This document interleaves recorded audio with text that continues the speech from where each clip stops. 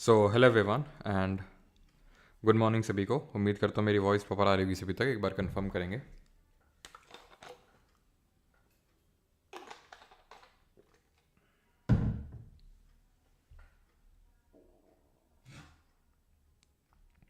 हाँ जी, good morning. अभी voice आ रही होगी, ठीक है। सर बुक आ चुका है बहुत अच्छा। चलो, सर आज मेरा पेपर है एमटीएस का 11:15 से। Okay, best of luck. हाँ जी, गुड मॉर्निंग सभी को। मैं आ गया। स्वागत करो भाई। इनका क्या नाम है? कृष्णा जी। कृष्णा जी हमारे बीच पधार चुके हैं। तो आज हम लोग करने वाले salient features of the constitution. तो कल हम लोगों ने अपना कॉन्स्टिट्यूशन बना लिया था, संविधान तैयार कर लिया था, और आज उसकी हम कुछ विशेषताएं यानी कुछ फीचर्स देखने वाले हैं, ठीक है। तो स्टार्ट करते हैं और देखते हैं कि हमारे कॉन्स्टिट्यूशन में क्या क्या फीचर्स देखने को मिलते हैं, क्या क्या ऐसी इंपॉर्टेंट फीचर्स हैं जो सिर्फ हमारे ही कॉन्स्टिट्यूशन में देखने को मिलती हैं, बाकी कॉन्स्टिट्यूशन में देखने को नहीं मिलती हैं। तो सबसे पहला बात तो यह है कि हमारा जो कॉन्स्टिट्यूशन है इंडिया का, वो लेंदीएस्ट रिटन कॉन्स्टिट्यूशन है पूरे वर्ल्ड का। पूरे विश्व का सबसे बड़ा लिखित संविधान है। अब बात ये आती है कि लिखित संविधान क्या होता है? ये क्या अलिखित भी होता है? क्या अनरिटन भी होता है? क्या बिल्कुल होता है। अनरिटन की अगर मैं बात करूं तो जैसे ब्रिटेन का अनरिटन है। जिस ब्रिटेन ने हमें रूल किया इतने सालों तक, उसका कॉन्स्टिट्यूशन, खुद का कॉन्स्टिट्यूशन अनरिटन है। हमारा रिटन है, यूएसए का रिटन है। तो ये अनरिटन और रिटन में अंतर क्या होता है? एज सच कहीं पे कैटेगराइज नहीं कि ये अंतर होता है, लेकिन जो अंतर माना जाता है वो ये है कि जो रिटन कॉन्स्टिट्यूशन होता है, हाँ अभी आपके डाउट्स आउट सब लेंगे, लेकिन अभी लेक्चर पे फोकस करने। जो रिटन कॉन्स्टिट्यूशन होता है ये फॉर्मलाइज्ड होता है। फॉर्मलाइज्ड इन द सेंस कि ऐसे समझिए कुछ लोग यहाँ पर बैठे, ठीक है, सिर्फ कॉन्स्टिट्यूशन बनाने के लिए। जैसे कि हमारा कॉन्स्टिट्यूशन बनाने के लिए हमने कल देखा था डिफरेंट कमिटीज़ बैठी थी। उसमें हमारे बहुत ही ज़्यादा जो लिटरेट लोग थे, जो कानून की बहुत अच्छी समझ रखते थे, तो वो लोग बैठे और उन्होंने कॉन्स्टिट्यूशन को लिखा, तैयार किया। तो अनरिटन में क्या होता है? ऐसे ही लिख जाता है कि अपने आप भगवान लिख जाते हैं आके? नहीं, इसमें यह होता है कि जो भी कोर्ट्स, रूल्स, जो भी इस तरह से पहले से चले आ रहे थे बहुत सदियों पहले से, उन्हीं को ही संग्रहित करके, इकट्ठा करके उसी को कॉन्स्टिट्यूशन बोल दिया जाता है। जैसे कि हिंदू में, जैसे कि अगर हम बात करें हिंदू, इंडिया में हिंदू धर्म में हिंदू कोड ऑफ लॉ चलता है। इस्लाम धर्म में अगर हम बात करें तो शरिया चलता है। तो अगर उन रूल्स और कोड्स को अगर हम असेंबल करके कॉन्स्टिट्यूशन बोल दें तो वो अनरिटन कॉन्स्टिट्यूशन होगा। और एक और विशेषता होती है रिटन कॉन्स्टिट्यूशन की कि ये, इसको अमेंड करना इज़ नॉट ईजी, ठीक है। इसमें अमेंडमेंट करना उतना आसान नहीं होता है। वहीं अनरिटन में अगर बात करेंगे तो अमेंडमेंट करना इट इज़ ईजी, ठीक है। अमेंडमेंट इज़ ईजी, यानी कि अमेंडमेंट, इसमें संशोधन आराम से हो सकता है, इसमें उतना आराम से संशोधन नहीं किया जा सकता है। अब लेंदीएस्ट क्यों बोल रहे हैं? क्योंकि रिटन तो समझ में आ गया कि रिटन और अनरिटन के बीच में क्या अंतर होता है। कि रिटन जो होता है प्रॉपरली फॉर्मलाइज्ड होता है, और अनरिटन प्रॉपरली फॉर्मलाइज्ड नहीं होता है। वो उनके कंट्री के कुछ भी रूल्स चाहे पहले से चले आ रहे थे, उसी को बस ये कॉन्स्टिट्यूशन बोलने लगे, जैसे कि ब्रिटेन ओरिजिनली। और हमने कल देखा भी था कि जैसे कि यूएसए का भी रिटन है हमारी तरह, और USA was the first country to come up with the constitution. तो अब लेंदीएस्ट क्यों बोल रहे हैं? क्योंकि इतने जितने हमारे आर्टिकल्स हैं कॉन्स्टिट्यूशन में, उतने किसी कॉन्स्टिट्यूशन में आर्टिकल्स नहीं हैं। जब हमारा कॉन्स्टिट्यूशन बना था, दैट इज़ ओरिजिनली, ओरिजिनली का वर्ड का मतलब होता है 26 नवंबर 1949 की हम बात कर रहे हैं, जिस दिन हमने अपने कॉन्स्टिट्यूशन को अडॉप्ट किया था। और जिस दिन हम क्या सेलिब्रेट करते हैं? Constitution day. जरा कमेंट में ये बताएंगे कि हमने अपने कॉन्स्टिट्यूशन को एनफोर्स यानी कि लागू कब किया था। तो ये जो 26 नवंबर 1949 की डेट है, इस डेट को जब हमने अडॉप्ट किया कॉन्स्टिट्यूशन को, तो हमारे कॉन्स्टिट्यूशन में 395 आर्टिकल्स यानी 395 अनुच्छेद, 22 पार्ट्स यानी 22 भाग, और 8 शेड्यूल्स यानी 8 अनुसूचियां थी। अब ये पार्ट्स, आर्टिकल्स क्या होते हैं? तो इसको कुछ ऐसे आप रिलेट करिए जैसे हमारी कोई बुक होती है तो उसमें यूनिट्स होती हैं कि यूनिट 1, यूनिट 2, यूनिट 3, और उस यूनिट में सर्टेन चैप्टर्स होते हैं। यूनिट 1 में जैसे कि हो सकता है कि 4 चैप्टर हों, जैसे फिजिक्स में आप पढ़ते थे थर्मोडायनेमिक्स हो गया, ऑप्टिक्स हो गया। अब ऑप्टिक्स में रिफ्लेक्शन भी चैप्टर है, रिफ्रैक्शन भी चैप्टर है। जैसे मैथ्स में आप पढ़ते थे कोनिक सेक्शन, एक पूरा यूनिट हो गया। अब कोनिक सेक्शन में पैराबोला भी है, हाइपरबोला भी है, एलिप्स भी आपको पढ़ना पड़ रहा है। तो ये क्या है, बड़ा सा एक पार्ट हो गया और उसके अंदर सर्टेन आर्टिकल्स दिए हुए हैं। तो 22 पार्ट्स, 395 आर्टिकल्स थे। शेड्यूल्स क्या होते हैं, अनुसूचियाँ, इनके बारे में आज इस लेक्चर में हम लोग डिटेल में कवर करने वाले हैं। तो ये कुछ ऐसी एक्स्ट्रा चीज़ें होती हैं जो हमारे आर्टिकल्स में मैंशनड नहीं हैं और उनको अलग से यहाँ पे शेड्यूल में डाला गया है। मौजूदा समय में प्रेजेंटली जो हमारा कॉन्स्टिट्यूशन है इसमें 470 आर्टिकल्स रफली, ये आपसे नहीं पूछने वाला है कितने आर्टिकल्स प्रेजेंटली हैं, लेकिन हाँ ये पूछ सकता है कि ओरिजिनली कितने थे, तो 395। पार्ट्स पूछ सकता है कि पार्ट्स रोज़ बदलते नहीं हैं। 25 पार्ट्स हैं, संविधान में 25 भाग हैं, आप देख सकते हैं, पहले 22 थे, अभी 25 हैं। इसका मतलब है कि 3 जोड़े गए हैं, एक्चुअल में 4 जोड़े गए हैं और 1 हटाया गया है, तो नेट में 3 आपको जोड़े, यानी कि 3 ऐड हुए हैं, 22 से 25 हुआ है। कौन सा हटाया गया और कौन से जोड़े गए? तो जो पार्ट 7 है इसको डिलीट किया गया है और नए पार्ट्स जो जोड़े गए हैं वो पार्ट 4A है, 9A है, 9B है और 14A है। अब इनमें क्या क्या है, किस अमेंडमेंट से जोड़े गए, वो हम या तो अभी मैं आपको लिखवा देता हूँ, बाकी तो हम आगे देखेंगे ही। अमेंडमेंट क्या होता है? अमेंडमेंट होता है जब हमें अपने कॉन्स्टिट्यूशन की बुक में, संविधान की किताब में, जो इतनी 10 किलो की किताब है, उसमें अगर कोई भी चेंजेस करने होते हैं, बदलाव करने होते हैं, तो उसको बोलते हैं अमेंडमेंट। जैसे पार्ट 7 को जब डिलीट किया गया था तो इसके लिए 7th अमेंडमेंट किया गया था कॉन्स्टिट्यूशन में 1956, दैट इज 1956 में। जब हमने पार्ट 4A को जोड़ा, अभी हम पढ़ेंगे पार्ट 4A के बारे में कुछ ही दिन आगे, इसमें फंडामेंटल ड्यूटीज़ के बारे में दिया हुआ मौलिक कर्तव्य, इसको हमने 42nd अमेंडमेंट से जोड़ा। 9A को हमने जोड़ा 73rd अमेंडमेंट से, ठीक है, 70 यहाँ पे पार्ट नंबर 9 ध्यान रखना, पंचायत है, पार्ट नंबर 9A म्यूनिसिपैलिटीज़ है आपका, ठीक है, तो इसको हमने 74th अमेंडमेंट से जोड़ा, ध्यान रखिएगा, 74th अमेंडमेंट से। पार्ट नंबर 9B जिसमें कोऑपरेटिव सोसाइटी है, ये पार्ट नंबर आपका 97th अमेंडमेंट से, और जो पार्ट 14A है जो ट्रिब्यूनल की बात करता है वो हमने जोड़ा 42nd अमेंडमेंट से। तो ये सारी चीज़ें हम आगे पढ़ेंगे जब part 4A, 9A, part 9B, part 14A पढ़ेंगे। चाहें तो आप इसको यहाँ पर नोट कर सकते हैं, वैसे हम आगे भी इसके बारे में पढ़ेंगे। पार्ट 7 क्योंकि डिलीट हो चुका है तो उसके बारे में तो पढ़ना नहीं है, तो उसको आप यहाँ पे नोट कर सकते हैं कि पार्ट 7 को 7th अमेंडमेंट जो हुआ था कॉन्स्टिट्यूशन का 1956 में, उससे डिलीट किया था। अमेंडमेंट कैसे होता है, क्या पूरा प्रोसीजर फॉलो होता है, वो जो अमेंडमेंट वाले टॉपिक पे हम करेंगे, ठीक है। तो ये टॉपिक आई थिंक ये जो पर्टिकुलर चीज़ आपको समझ में आई होगी कि लेंथीएस्ट रिटन कॉन्स्टिट्यूशन एक फीचर है। रिटन क्यों है और लेंथीएस्ट क्यों, आप समझ गए, क्योंकि इतना बड़ा कॉन्स्टिट्यूशन किसी भी कंट्री का नहीं है, किसी भी कंट्री के पास इतना बड़ा संविधान तो नहीं है। अब ये जो दूसरा पॉइंट है, दूसरा जो सेलिएंट फीचर है, ये है फेडरलिज्म। इसको हिंदी में बोलते हैं संघवाद। ये बेहद ही इम्पॉर्टेंट है, ठीक है, ये बहुत ज़्यादा इम्पॉर्टेंट, इसको ध्यान से समझिएगा, बिकॉज ये थोड़ा सा आपको कॉम्प्लेक्स लग सकता है, लेकिन क्वेश्चंस जो हैं इससे काफ़ी आते हैं, ध्यान रखिएगा। तो फेडरलिज्म होता क्या है, पहले हम वो समझ लेते हैं। तो this refers to the existence of more than one level of government in the country. जब देश में, ठीक है, जब देश में एक से ज़्यादा लेवल की गवर्नमेंट एग्जिस्ट करती है तो उसी को ही हम क्या बोलते हैं, फेडरलिज्म बोलते हैं। इंडिया में कितने लेवल का है, कितने टीयर का? तो 3 tier of government exist in India. कौन सा? तो सबसे टॉप पे बैठता है हमारा यूनियन, या फिर जिसको हम बोलते हैं सेंटर। इसके अंडर में आते हैं हमारे स्टेट्स, यानी राज्य, राज्य सरकार आती है, और इसके नीचे आते हैं हमारे क्या, लोकल बॉडीज़। लोकल बॉडीज़ का मतलब हो गया पंचायत और नगर पालिकाएँ जो होती हैं, पंचायत और जो म्यूनिसिपैलिटीज़ होती हैं। तो ये 3 टीयर ऑफ जो गवर्नमेंट है वो एग्जिस्ट करता है इंडिया में। इसी को फेडरलिज्म बोलते हैं, संघवाद बोलते हैं। संघवाद का मतलब होता है शक्तियों का बंटवारा, डिवीजन ऑफ पावर्स, ठीक है, डिवीजन ऑफ पावर, ये होता है फेडरलिज्म का मतलब, कि यूनियन के पास कुछ पावर है, स्टेट के पास कुछ पावर है, और लोकल बॉडीज़ के पास कुछ पावर है। सारा पावर कंसंट्रेटेड नहीं है। लेकिन अभी चले यहाँ पे जो तीसरा लिखा है उसको हम पढ़ लेते हैं, फिर आगे बढ़ते हैं।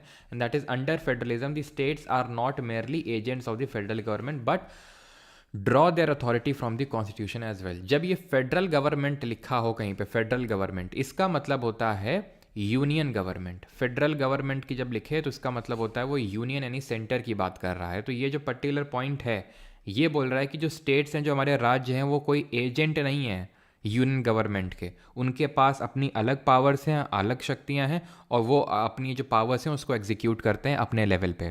तो यानी कि वो कोई एजेंट नहीं है जो स्टेट सेंटर गवर्नमेंट के। तो इसी का मतलब होता है फेडरलिज्म। घुमा फिरा के शक्तियों का बंटवारा है सब पे, सेंटर पे कुछ शक्तियाँ हैं, स्टेट पर, लोकल बॉडीज़ पे। लेकिन जब हम अपने कॉन्स्टिट्यूशन में डीप ड्वेल करते हैं तब ये चीज़ हमें पता चलती है कि हमारे कॉन्स्टिट्यूशन मेकर्स ने भले पावर्स का डिवीजन तो कर रखा है, लेकिन उन्होंने एक चीज़ को इंश्योर किया है, and that is federation with a unitary बायस, और इसी को हम बोल सकते हैं federation with a strong centre. मतलब कि फेडरेशन तो है, इसका मतलब क्या है, फेडरेशन तो है, पावर्स का डिवीजन तो है, लेकिन थोड़ा सा बायसनेस यूनिटरी यूनियन के साइड है, सेंटर के साइड है, यानी कि जो केंद्र सरकार है उसके पास थोड़ी ज़्यादा शक्तियां हैं।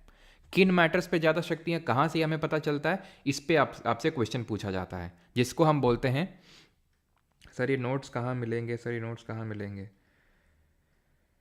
हाँ, हिंदी में नहीं होगा क्या भाई, बता तो रहे, संघवाद फेडरेशन को बोलते हैं, सेपरेशन ऑफ पावर पे आएंगे, ठीक है चलो। तो federation with a strong unitary बायस, यानी कि संघवाद तो है, लेकिन यहाँ पर जो हमारा सेंटर है, जो केंद्र है, वो थोड़ा सा ज़्यादा उसके पास पावर्स हैं। अब क्वेश्चन यहाँ पे आपके एग्जाम में इस तरह से बनता है कि फीचर्स दे देगा, पूछेगा कि इसमें से कौन सा फेडरल फीचर है और कौन सा यूनिटरी फीचर है। लेफ्ट और राइट साइड में लिखे हुए हैं, ये फेडरल है, यूनिटरी है, बहुत चांसेस है कि आपसे इसी में कोई पूछ लेगा, लेकिन आपने रटना नहीं है। जैसे आपने घबराना नहीं है तो वैसे आपने रटना नहीं है। तो फिर आपने क्या करना है, आपने समझना है, क्योंकि आप कितना भी रट लो, अगर मैं अभी हम लोग क्वेश्चन करेंगे जब PYQs, तो आप कंफ्यूज हो जाएंगे कौन कहाँ पे था। तो रटिए नहीं, समझिए इसको कैसे। वो फीचर जो स्टेट को भी पावर दे। देखो भाई, ऐसे समझ के चलो कि यूनियन या फिर सेंटर के पास तो बाय डिफ़ॉल्ट पावर्स पड़ी हुई हैं। अगर कोई चीज़, कोई फीचर हमारा वो स्टेट को पावर दे रहा है तो उसको बोलते हैं फेडरल फीचर, और कोई चीज़ जो स्टेट से पावर खींच रहा है या फिर उसे पावर नहीं दे रहा है तो उसको यूनिटरी फीचर बोलते हैं। जैसे कि रिटन कॉन्स्टिट्यूशन है, अब ये फेडरल फीचर कैसे हुआ, ऐसे हुआ कि रिटन कॉन्स्टिट्यूशन वो कॉन्स्टिट्यूशन होता है जिसको अमेंड करना उतना आसान नहीं होता है। अब सोचो अगर रिटन ना होता, अनरिटन होता, तो अमेंड करने की पावर, हम आगे पढ़ेंगे, ये यूनियन के पास होती है। तो यूनियन क्या करता, रोज रोज अमेंडमेंट करता इसमें और अपने पास सारी पावर को ले आता। अब क्योंकि ये अमेंडमेंट उतना, मतलब अमेंडमेंट करता तो यूनियन है, लेकिन क्योंकि अमेंडमेंट इतना आसान नहीं है करना, इसलिए क्योंकि रिटन कॉन्स्टिट्यूशन में, इसलिए ये एक फेडरल फीचर हुआ। हमारे देश में एक सिंगल कॉन्स्टिट्यूशन है, ठीक है, एक सिंगल कॉन्स्टिट्यूशन है, यानी कि सिर्फ एक ही संविधान है। ये यूनिटरी फीचर कैसे हुआ, हमारे देश में एक ही संविधान, यूनिटरी फीचर कैसे हुआ? इसका उल्टा क्या होता सिंगल का, डुअल कॉन्स्टिट्यूशन। डुअल का मतलब क्या होता अगर डुअल कॉन्स्टिट्यूशन की, यानी कि यूनियन का एक कॉन्स्टिट्यूशन है और सारे राज्यों का अपना अपना एक संविधान है। लेकिन ऐसा तो है नहीं, तभी तो हमारा संविधान इतना बड़ा बना, क्योंकि राज्यों का अलग अलग संविधान होता तो शायद संविधान की हमारी जो किताब है वो छोटी बन जाती, थोड़ी पतली बन जाती, लेकिन सबका एक ही संविधान है, तो इसलिए सिंगल कॉन्स्टिट्यूशन है। तो ये एक बड़ी सी बुक बनी और ये एक यूनिटरी फीचर है, क्योंकि अगर डुअल कॉन्स्टिट्यूशन होता तो राज्यों के पास भी अपना खुद का संविधान होता, यानी उनके पास ज़्यादा पावर होती, तो वो एक फेडरल फीचर होता, लेकिन ऐसा है तो नहीं, तो फिर ये यूनिटरी फीचर होगा। ऐसे ही सिंगल सिटीजनशिप, एकल नागरिकता, हम नागरिकता जब कल पढ़ेंगे, कल ही हमारा लेक्चर होगा, तो उसमें देखेंगे कि हमारे यहाँ भारत में एकल नागरिकता चलती है। ऐसा नहीं है कि कोई भारत का नागरिक भी है और यूपी का नागरिक भी है, बिहार का नागरिक है, राजस्थान का है, वेस्ट बंगाल का है, ऐसा नहीं है। सिर्फ यहाँ पे हर कोई एक इंडियन सिटीज़न है, ठीक है, इंडियन सिटीज़न है। आप निवासी हो सकते हैं यूपी के, बिहार के, लेकिन आप सिटीज़न, नागरिक हैं सिर्फ भारत के। तो इसका उल्टा क्या होता कि लोगों के पास दोहरी नागरिकता होती, यूपी, बिहार, वेस्ट बंगाल, ऐसे भी, तो उसको हम क्या बोल देते, एक फेडरल फीचर बोल देते, लेकिन है तो सिंगल सिटीजनशिप, तो इसलिए unitary feature. Supremacy of constitution, संविधान प्राथमिक है, संविधान की जो प्राथमिकता है, फिर हम बोल सकते हैं कि सुप्रीम है हमारा कॉन्स्टिट्यूशन। ये अपने आप में फेडरल फीचर है, क्योंकि अगर सुप्रीम ना होता कॉन्स्टिट्यूशन तो फिर क्या होता, तो फिर ये होता कि यूनियन क्या करता, यूनियन अपनी जो पावर्स हैं उसका यूज़ करके कॉन्स्टिट्यूशन को अमेंड करता रहता और सारी पावर्स अपने पास ले लेता। कॉन्स्टिट्यूशन रिजिड है, वही सेम चीज़ जो मैंने बताई, रिजिड कॉन्स्टिट्यूशन रिजिड है, इसका मतलब ये होता है कि उसको उतने आसानी से उसमें संशोधन नहीं किया जा सकता है। अच्छा, हमारा कॉन्स्टिट्यूशन जो है ना, वो रिजिड भी है, फ्लेक्सिबल भी है। ये जब अमेंडमेंट टॉपिक में आपको पढ़ाऊंगा तो वहाँ पे डिटेल में आपको समझाऊंगा, लेकिन अभी के लिए हमारे कॉन्स्टिट्यूशन में कुछ चीज़ें ऐसी हैं जिनको संशोधन नहीं किया जा सकता है, तो इसको इसलिए हम बोलते हैं कि रिजिड है। कुछ चीज़ें ऐसी हैं कि आराम से उसमें संशोधन किया जा सकता है, तो इसलिए उसको बोलते हैं फ्लेक्सिबल है। तो अगर आपसे पूछ लेगा फ्लेक्सिबिलिटी ऑफ कॉन्स्टिट्यूशन, तो उसको आप रखेंगे यूनिटरी फीचर में। अगर फ्लेक्सिबिलिटी पूछ लेगा, फ्लेक्सिबिलिटी ऑफ कॉन्स्टिट्यूशन, तो फ्लेक्सिबिलिटी का मतलब हुआ कि आराम से अमेंडमेंट हो सकता है। आराम से अमेंडमेंट हो सकता है मतलब कि सेंटर आराम से उसमें अमेंडमेंट करके पावर अपने पास ले सकता है, तो यूनिटरी फीचर हो जाएगा। रिजिडिटी पूछा है तो फेडरल फीचर होगा। न्यायपालिका हमारी स्वतंत्र है, जुडिशरी इंडिपेंडेंट है। अगर जुडिशरी इंडिपेंडेंट ना होती तो क्या होता, यूनियन है, सेंटर अपने कंट्रोल में ले लेता उसको, लेकिन हमारे यहाँ तो इंडिपेंडेंट है, किसी कंट्रोल में नहीं, तो इसलिए फेडरल फीचर है। बाई कैमरलिज्म, इसका मतलब फिर बाई कैमरल लेजिस्लेचर भी इसको बोलते हैं, द्विसदनीय विधानमंडल। हमें पता है कि लोकसभा होता है और राज्यसभा होता है, तो राज्यसभा अगर ना होता तो वो एक यूनिटरी फीचर हो जाता, लेकिन राज्यसभा है तो एक फेडरल फीचर है। क्यों? क्योंकि राज्यसभा में कौन बैठता है? राज्यसभा वैसे अभी हमने पढ़ा तो नहीं लोकसभा राज्यसभा, लेकिन राज्यसभा में जो विधानसभा, दैट इज लेजिस्लेटिव असेंबली, जो राज्यों में होती है, हर राज्य में है हमारी लेजिस्लेटिव असेंबली, वो लोग चुन के भेजते हैं राज्यसभा में अपने रिप्रेजेंटेटिव्स को। यानी राज्यसभा में कौन बैठ रहा है? राज्यों के प्रतिनिधित्व बैठ रहे हैं, तो इसीलिए उसको बोलते हैं राज्यसभा। ठीक है, तो अगर ये ना होता तो राज्यों का रिप्रेजेंटेशन सेंट्रल लेवल पे होता ना, तो वो एक यूनिटरी फीचर हो जाता, लेकिन क्योंकि है तो इसलिए आपका एक फेडरल फीचर होगा। डुअल गवर्नमेंट, यानी कि अगर मान लो एक ही गवर्नमेंट होती पूरे इंडिया में, स्टेट में, हर यूनियन में तो जो है गवर्नमेंट है वही स्टेट में भी गवर्नमेंट है, तो अगेन वो यूनिटरी फीचर हो जाता। ऑल इंडिया सर्विसेज क्या होती हैं? तो जैसे आपकी इंडियन एडमिनिस्ट्रेटिव सर्विस होती है आईएएस, इंडियन पुलिस सर्विस होती है आईपीएस, इंडियन फॉरेस्ट सर्विस होती है, फॉरेन नहीं फॉरेस्ट, फॉरेन तो बाहर हो गई ना विदेश की, फॉरेस्ट सर्विस। तो ये होती है हमारी 3 ऑल इंडिया सर्विसेज। इनकी सब कुछ अपॉइंटमेंट, नियुक्ति, मतलब सब कुछ कौन ट्रेनिंग वगैरह department of personal and training करवाता है, डीओपीटी जिसको बोलते हैं, तो सब सेंटर करवाता है। लेकिन इनकी पोस्टिंग कहाँ पे होती है? फाइनली जाके स्टेट में होती है, यानी काइंड ऑफ हम बोल सकते हैं एजेंट है। वैसे कहीं लिखा तो नहीं हुआ एजेंट है, लेकिन फिर भी अगर हम देखें तो सब कुछ इनकी नियुक्ति वगैरह करने का काम सेंटर कर रहा है, लेकिन जा कहाँ पे रहे हैं सर्व करने के लिए? स्टेट में जा रहे हैं, तो काइंड ऑफ यूनिटरी फीचर है। स्टेट के पास इतनी इंडिपेंडेंस नहीं है कि अपने टॉप लेवल ऑफिशियल्स को चुन सकें, वैसे स्टेट के पीसेस होते हैं, लेकिन हम ऑल इंडिया सर्विसेज की बात कर रहे हैं। इमरजेंसी प्रोविजंस हम देखेंगे, वो भी एक यूनिटरी फीचर होते हैं, क्योंकि इमरजेंसी के टाइम पे सेंटर गवर्नमेंट पावरफुल हो जाती है और स्टेट पे अपना वो एक तरह से उसका थोड़ा सा कब्जा हो, मतलब एक तरह से हम बोल सकते हैं ज़्यादा पावर हो जाती है उसके पास, और स्टेट को डायरेक्शंस मानने होते हैं उस केस में सेंटर के। Appointment of governor by centre, governor कौन होता है? गवर्नर राज्य में नियुक्त किया जाता है, सबसे बड़ा हेड होता है राज्य का, लेकिन अपॉइंट कौन कर रहा है उसको? सेंटर कर रहा है। ठीक है, तो एक ये भी एक यूनिटरी फीचर में आएगा। क्या ये चीज़ आपको क्लियर हुई? फेडरलिज्म कौन सा फेडरल फीचर होता है, कौन सा यूनिटरी फीचर होता है? अब इसी को बात को लेके, क्योंकि हमारा फेडरलिज्म का जो स्ट्रक्चर है वो थोड़ा सा कॉम्प्लेक्स टाइप है, इसी बात को लेके कुछ लोगों ने कमेंट मारे हमारे फेडरलिज्म के स्ट्रक्चर पे, जो कि आपसे क्वेश्चन पूछता रहता है। वॉइस नहीं आ रही है Ashish Gupta. Sir I usually don't comment but today I also feel like asking you to say my name. अच्छा, क्यों भाई? चलो, तो अगर हम बात करें क्वाजाई फेडरल, ये किसने कमेंट किया था? ये कमेंट किया था केसी वियरे ने। ठीक है, क्वाजाई फेडरल का मतलब होता है आधा अधूरा फेडरल। क्वाजाई का मतलब ये होता है आधा अधूरा। फेडरलिज्म तो है इंडिया में, यानी डिवीजन तो है पावर में, लेकिन आधा अधूरा, पूरा पावर का डिवीजन नहीं है। कोऑपरेटिव फेडरलिज्म मतलब कोऑपरेट करना पड़ेगा सेंटर को, और सॉरी स्टेट्स को और लोकल गवर्नमेंट को, यानी कि सबको आपस में कोऑपरेट करके चलना पड़ेगा, तभी ये फेडरलिज्म एग्जिस्ट कर पाएगा। ये बोला था ग्रैनविल ऑस्टिन ने। किसने बोला था? ग्रैनविल ऑस्टिन ने बोला था। और बार्गेनिंग फेडरलिज्म किसने बोला था? कि यहाँ पे बार्गेनिंग टाइप हो रही है कि तुम कुछ ले लो, तुम हमें कुछ दे दो, इस तरह से। तो इसको ये बोला था मॉरिस जोन्स ने। ये ध्यान रखिएगा, ये कमेंट जो है पूछता है। ठीक है, अब यहाँ पर किसी का कुछ डाउट होगा तो पूछेगा जल्दी से।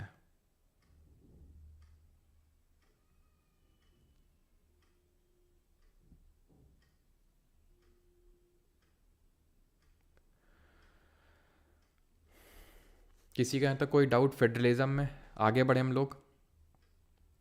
ठीक है, ध्यान रखना किसने कौन से कमेंट किए थे, बिकॉज इस पे क्वेश्चंस पूछे जाते हैं। ये एक और हमारा फीचर है जिसको हम बोलते हैं पार्लियामेंट्री फॉर्म ऑफ गवर्नमेंट है हमारे देश में। और संसदीय मतलब प्रणाली चलती है, पार्लियामेंट चलता है, लोकसभा होता है, राज्यसभा होता है। ये अभी डिस्कस नहीं करने वाले हैं, ये सबसे इम्पॉर्टेंट और सबसे बड़ा चैप्टर है आपका पॉलिटी का। ठीक है, जब हम पार्ट 4A तक ख़त्म कर देंगे कॉन्स्टिट्यूशन के, देन हम इसमें आएंगे पार्लियामेंट्री फॉर्म ऑफ गवर्नमेंट। तो एक फ़ीचर है, बस देख लो ऐसा, जिसके बारे में हम यहाँ पे कुछ ज़्यादा डिटेल में करने वाले नहीं हैं। ठीक है, आगे बढ़ते हैं, सेपरेशन ऑफ पावर।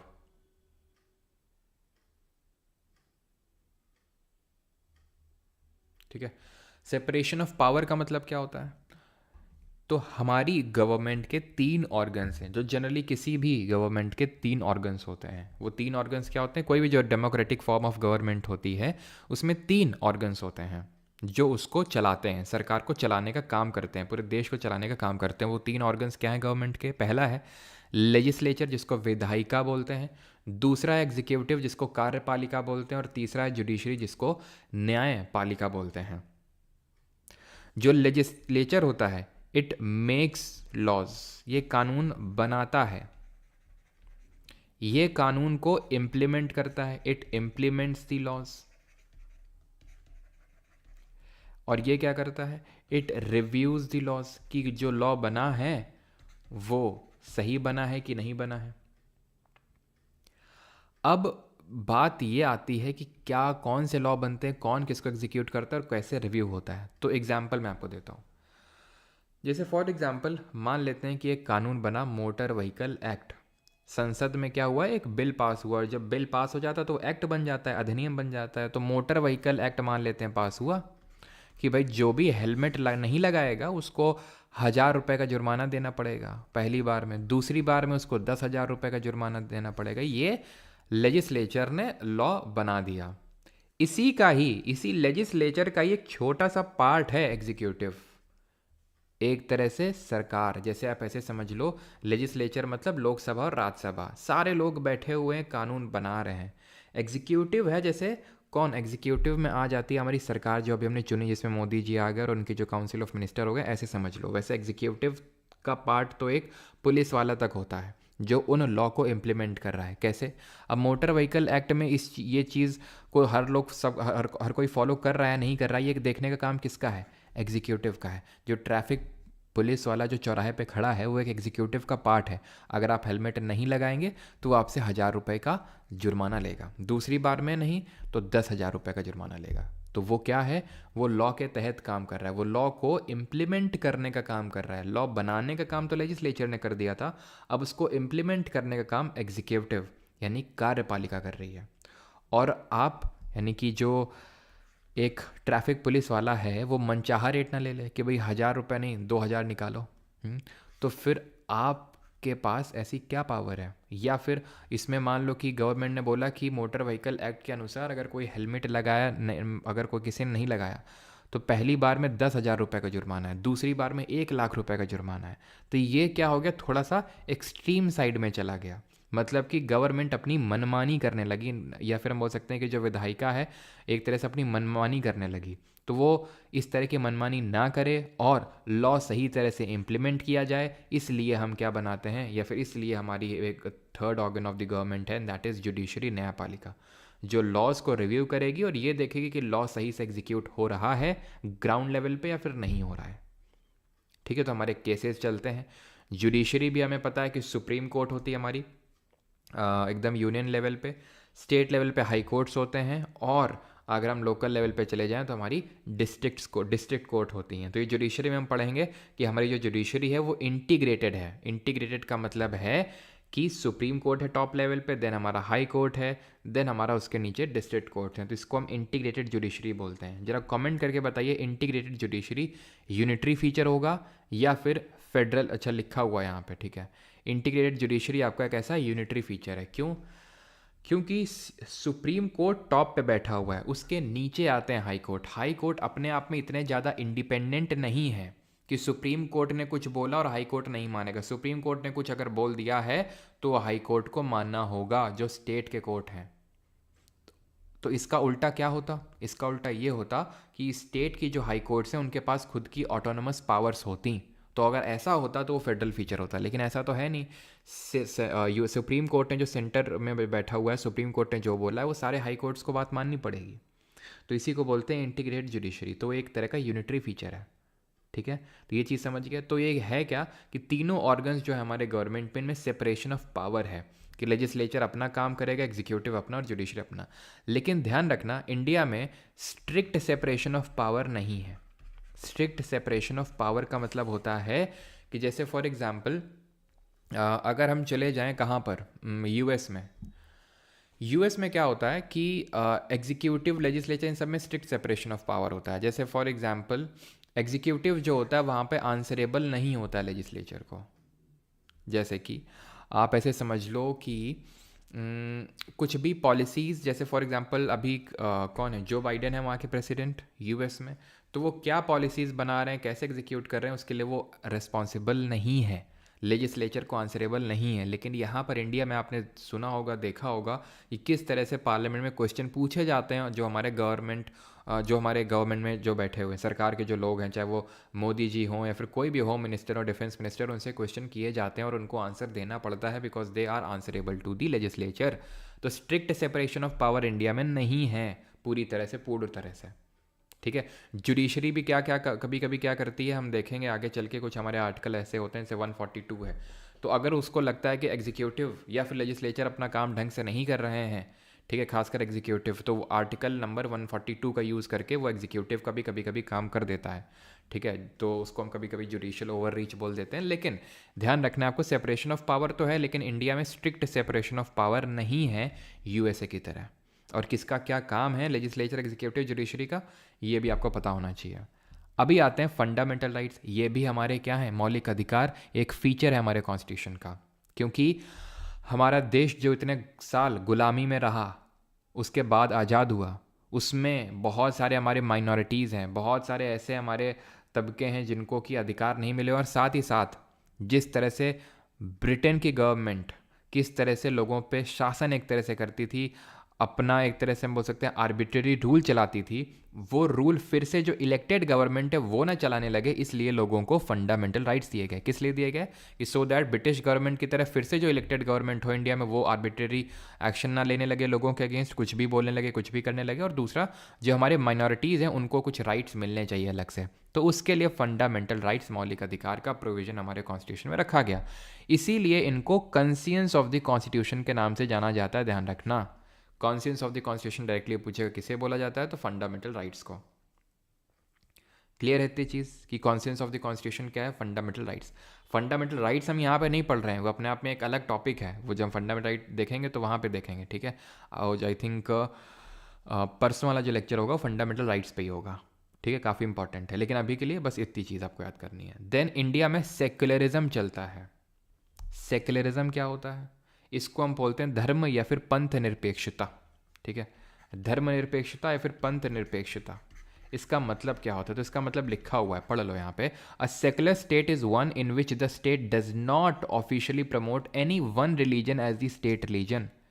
यानी सेकुलरिज्म क्या होता है, धर्मनिरपेक्षता फिर पंथ निरपेक्षता, कि जहाँ पर जो स्टेट होता है, अब स्टेट का मतलब ये मत समझना स्टेट गवर्नमेंट यूपी एमपी ना, स्टेट का मतलब इन जनरल हमारा ऐसे समझ लो सरकार, चाहे वो केंद्र की सरकार हो चाहे राज्य की सरकार हो, यानी हर एक वो गवर्नमेंट हम बोल सकते हैं जो ऑफिशियल है वो सब स्टेट में ही आते हैं। चाहे आपके पार्लियामेंट ले लो, स्टेट लेजिस्लेचर ले लो, यहाँ तक कि जब हम परसों वाला लेक्चर देखेंगे फंडामेंटल राइट और डीपीएसपी फिर आगे देखेंगे, तो उसमें देखेंगे कि स्टेट में आपके एलआईसी, ओएनजीसी, ये सब स्टेट के तहत ही आते हैं। यानी हर वो गवर्नमेंट की बॉडी, इंक्लूडिंग खुद गवर्नमेंट, और हर गवर्नमेंट की बॉडी स्टेट के तहत आते हैं। तो यहाँ पर स्टेट का मतलब यूपी एमपी नहीं है। तो अ सेकुलर स्टेट का मतलब ऐसे समझ लो कंट्री की बात हो रही है। तो a secular state is one in which the state does not officially promote any one religion as the state religion.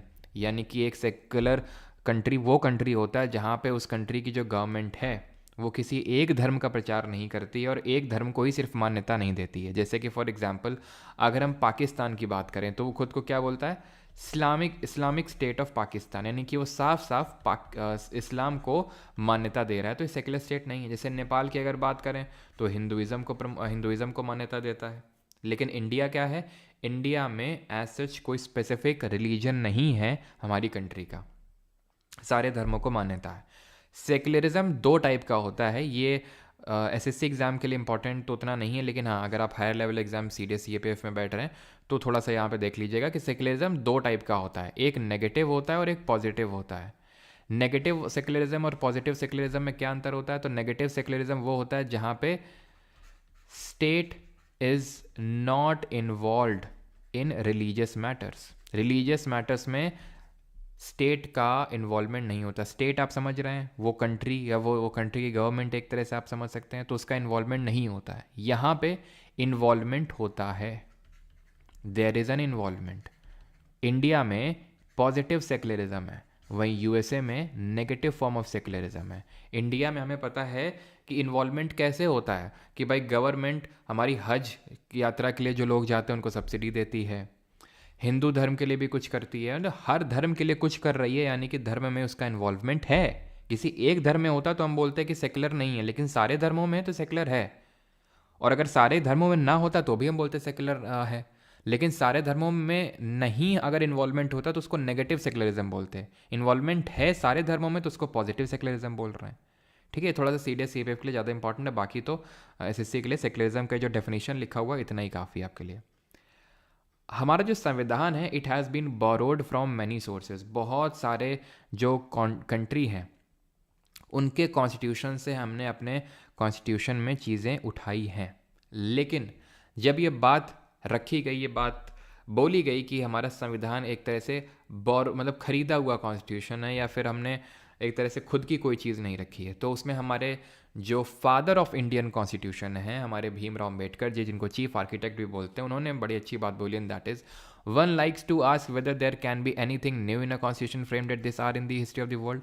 The only new thing if there can be any in a constitution framed so late in the day are the variations made to remove the faults and to accommodate it to the needs of the country। कि भाई किसी ने मतलब इन्होंने साफ साफ ये चीज़ बोली थी कि भाई किसी कंट्री का पेटेंट नहीं है किसी पर्टिकुलर आइडियोलॉजी में। अगर कहीं की आइडियोलॉजी हमें अच्छी लग रही है तो उसको हम लेके अपने हिसाब से अपने कंट्री के नीड के हिसाब से उसको मोल्ड करके हम डालेंगे। सारी चीज़ें तो मतलब इतने सारी कंट्री के कॉन्स्टिट्यूशन तो बन ही चुके हैं, तो फिर हम ऐसा तो है नहीं कि कहीं से नई चीज़ निकाल के लाएंगे और किसी या फिर किसी ने पेटेंट करवा रखा है। ठीक है, स्टेटमेंट डायरेक्टली पूछता है ये। तो हमने अपने कॉन्स्टिट्यूशन में चीज़ें बोरो तो करी हैं, लेकिन अपने हिसाब से उसको चेंज किया है। अब यहाँ पे मैं आपको ये चीज़ नहीं पढ़ाने वाला हूँ कि कौन सी चीज़ कॉन्स्टिट्यूशन में हमने कहाँ से ली।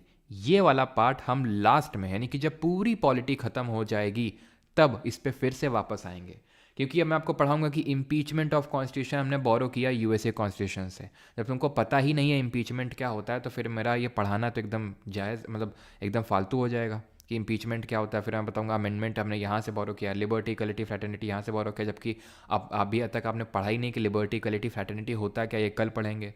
फंडामेंटल ड्यूटी क्या होते हैं पढ़ाई नहीं है, डीपीएसपी क्या होते हैं पढ़ाई नहीं है, तो फिर उसका कोई मतलब नहीं है। जब सारी चीज़ें पढ़ लेंगे तो एक्चुअली मुझे पढ़ाने की ज़रूरत भी नहीं पड़ेगी, क्योंकि हर एक चीज़ में आपको बताता चलूँगा कि भाई फंडामेंटल राइट कहाँ से लिए है, जब वो पढ़ेंगे डीपीएसपी जब पढ़ेंगे तो वो बताऊँगा कहाँ से लिए हैं। तो वो सारी चीज़ें अपने आप होती चलेंगी, आपको याद करना ही नहीं पड़ेगा, और जो चीज़ें बचेंगी हम लास्ट में उसको समराइज़ कर लेंगे।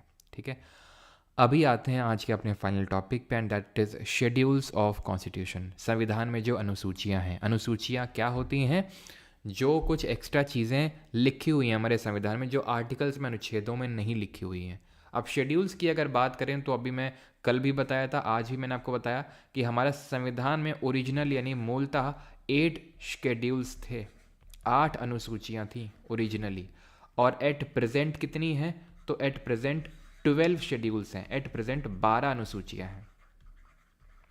अब क्वेश्चन किस तरह से बनता है, क्वेश्चन यहाँ पर इस तरह से बनता है कि किस शेड्यूल में क्या है और किस अमेंडमेंट से हमने किस शेड्यूल को ऐड किया। ये 2 तरह के आपसे क्वेश्चंस बनते हैं। तो आइए देखते हैं सबसे पहले तो कि किस शेड्यूल में क्या दिया हुआ है। अभी इस बात पे मत जाइएगा कि सर याद कैसे होगा, ये सारी चीज़ें कैसे होंगी, वो याद मैं आपको करवा दूंगा। अभी बस आप समझने पे जोर लगाइएगा कि कैसे आप इसको समझ सकते हैं यहाँ पे। ठीक है सर, रोज़ के कंपैरिजन में वॉइस की वॉल्यूम काफ़ी कम है।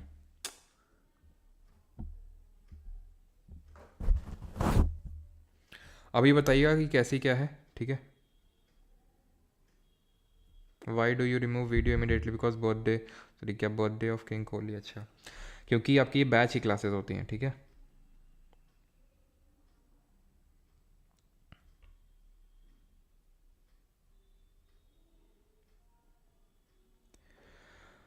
चलो भैया, तो अभी आते हैं शेड्यूल्स ऑफ कॉन्स्टिट्यूशन पे। प्रियम्बल कल पढ़ेंगे, आज नहीं पढ़ना है वो। ठीक है, शेड्यूल 1 कितने हैं, 12 हैं। तो पहले में क्या दिया हुआ, names of states and union territories and their territorial jurisdiction.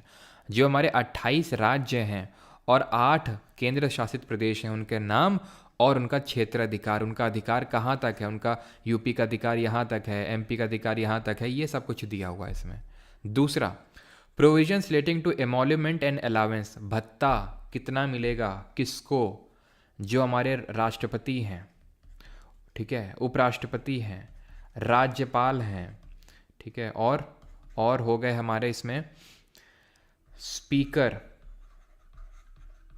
Deputy speaker, किसके, डेप्यूटी स्पीकर, स्पीकर ये सब आपके लोकसभा के और लेजिस्लेटिव असेंबली, लोकसभा के और विधानसभा के, चेयरमैन और डेप्यूटी चेयरमैन कहाँ के, राज्यसभा और जो विधान परिषद होती है लेजिस्लेटिव काउंसिल। अब मुझे पता है कि लेजिस्लेटिव काउंसिल अगर आपको नहीं पता है तो आपको समझ में नहीं आ रहा को क्या स्पीकर डिप्टी स्पीकर नहीं पता है तो अभी के लिए बस थोड़ा सा देख लो, बाकी आगे जब हम पार्लियामेंट चैप्टर पढ़ेंगे तो समझ में आ जाएगा। इतना तो आई थिंक सबने नाम सुना होगा लोकसभा और विधानसभा, तो ऐसे समझ लो कि जो विधानसभा और ये जो लोकसभा को जो चलाते हैं, काइंड ऑफ मॉनिटर होते हैं इस क्लास के, उनको स्पीकर बोलते हैं। उसके जो नीचे होता है डिप्टी स्पीकर, ऐसे चेयरमैन और डिप्टी चेयरमैन होते हैं राज्यसभा में और विधान परिषद में। ये सब का जो भत्ता है, अलावेंस, वो कितना मिलेगा वो यहाँ पे लिखा हुआ है। और क्या लिखा हुआ है, किसका लिखा हुआ है, तो और यहाँ पे लिखा हुआ है जजेस का। जजेस कौन, सुप्रीम कोर्ट और हाई कोर्ट के। और किसका लिखा हुआ है, कैग यानी कि कंट्रोलर और ऑडिटर जनरल का। तो इन सब का लिखा हुआ है क्या, कितना भत्ता वगैरह मिलेगा। तीसरे अनुसूची में ओथ और अफर्मेशन यानी कि उनकी शपथ के बारे में लिखा हुआ है कि वो कौन सी क्या शपथ लेगा। तो इसमें किसकी शपथ लिखी है, तो ध्यान रखना, एक तो जो हमारे मिनिस्टर्स हैं, ठीक है, मिनिस्टर्स का मतलब हो गया यूनियन के मिनिस्टर्स भी और स्टेट के मिनिस्टर्स भी। बोले तो आपके एमपीज़ यानी मेंबर ऑफ पार्लियामेंट यानी संसद लोग भी, और एमएलए जो विधायक लोग होते हैं, वो सब का यहाँ पे क्या लिखा हुआ है, ओथ लिखा हुआ है। प्लस जो जजेस और कैग हैं उनका भी ओथ और अफर्मेशन यहाँ पर लिखा हुआ है। तो ये जजेस हो गए, कैग हो गए, ये कॉमन है किसमें, आपके अलावेंस वाले में भी और ओथ और अफर्मेशन वाले में भी। और अलग कहाँ पे हो रहा है, अलग यहाँ पे हो रहा है कि यहाँ पर प्रेसिडेंट है, गवर्नर है, यहाँ पे क्या है, यहाँ मिनिस्टर लोग हैं। ऊपर मिनिस्टर लोग नहीं थे और नीचे प्रेसिडेंट लोग नहीं हैं, ठीक। बाकी स्पीकर, डिप्टी स्पीकर ये सब रहेंगे, और क्योंकि स्पीकर पद की तो कोई खैर शपथ होती नहीं अलग से, तो वो तो खैर नहीं रहेंगे। बस ये ध्यान रखना कि जजेस और जो कैग होते हैं, जजेस और कंट्रोलर एंड ऑडिटर जनरल, ये दोनों में कॉमन है शेड्यूल और 2 और 3 में। यहाँ पर ऊपर शेड्यूल 2 में प्रेसिडेंट और गवर्नर लोग हैं और शेड्यूल 3 में मिनिस्टर्स और ये एमपीज़ और एमएलए लोग हैं, ठीक है। 4th शेड्यूल में आता है allocation of seats in Rajya Sabha, यानी राज्यसभा में सीटों का आवंटन। यहाँ पर राज्यसभा ना लिख के काउंसिल ऑफ स्टेट लिखा हुआ है अगर हम देखेंगे कॉन्स्टिट्यूशन की बुक में, तो क्योंकि राज्यसभा को ही काउंसिल ऑफ स्टेट के नाम से जानते हैं। तो इसमें सीटों का आवंटन दिया है, मतलब ये दिया है कि क्योंकि ये चीज़ आपको पता होनी चाहिए कि राज्यसभा में विधानसभा के लोग ही विधानसभा के लोग ही खुद में आपस में चुन के भेजते हैं कुछ लोगों को। हर पार्टी अपने अपने रिप्रेजेंटेटिव्स को अपनी तरफ से, चुनाव होते हैं और वो लोग भेजते हैं राज्यसभा में। तो किस राज्य से, किस स्टेट से कितने लोग जाके बैठेंगे राज्यसभा में, वो दिया हुआ है यहाँ पे। और किस तरह से चुनाव होगा उन लोगों का, वो दिया हुआ है यहाँ पे। क्योंकि हमारे राज्यसभा में ऐसा नहीं है कि हर राज्य से इक्वल नंबर ऑफ पीपल जाते हैं। जैसे अगर हम बात करें यूपी से 31 लोग जाते हैं राज्यसभा में, तो वहीं सिक्किम जैसे राज्य से सिर्फ 1 लोग जाता है राज्यसभा में, ठीक है।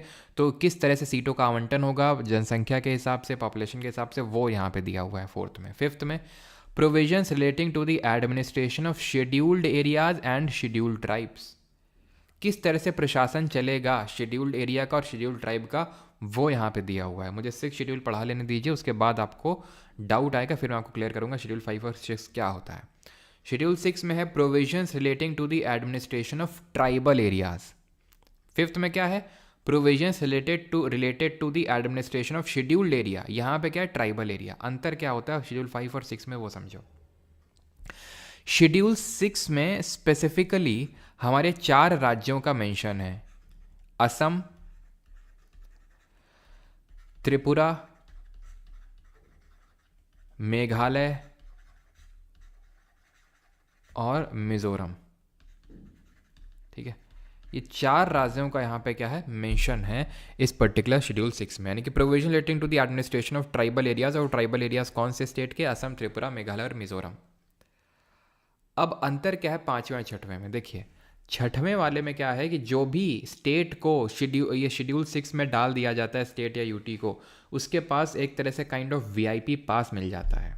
वीआईपी पास का मतलब उसको ये ऑटोनॉमी मिल जाती है एक ग्रेटर एक्सटेंट पे कि वो अपनी एक तो डिस्ट्रिक्ट, ठीक है, डिस्ट्रिक्ट या फिर रीजनल ऑटोनॉमस काउंसिल सेटअप कर सकता है, डिस्ट्रिक्ट और रीजनल ऑटोनॉमस काउंसिल। और इसके पास इतनी पावर होती है कि ये डिसाइड करेगा कि गवर्नमेंट ने अगर कोई कानून बनाया वो वहाँ पे इम्प्लीमेंट होगा नहीं होगा, कैसे चेंज होके इम्प्लीमेंट होगा, वहाँ के लोगों की नीड्स के हिसाब से इम्प्लीमेंट होगा।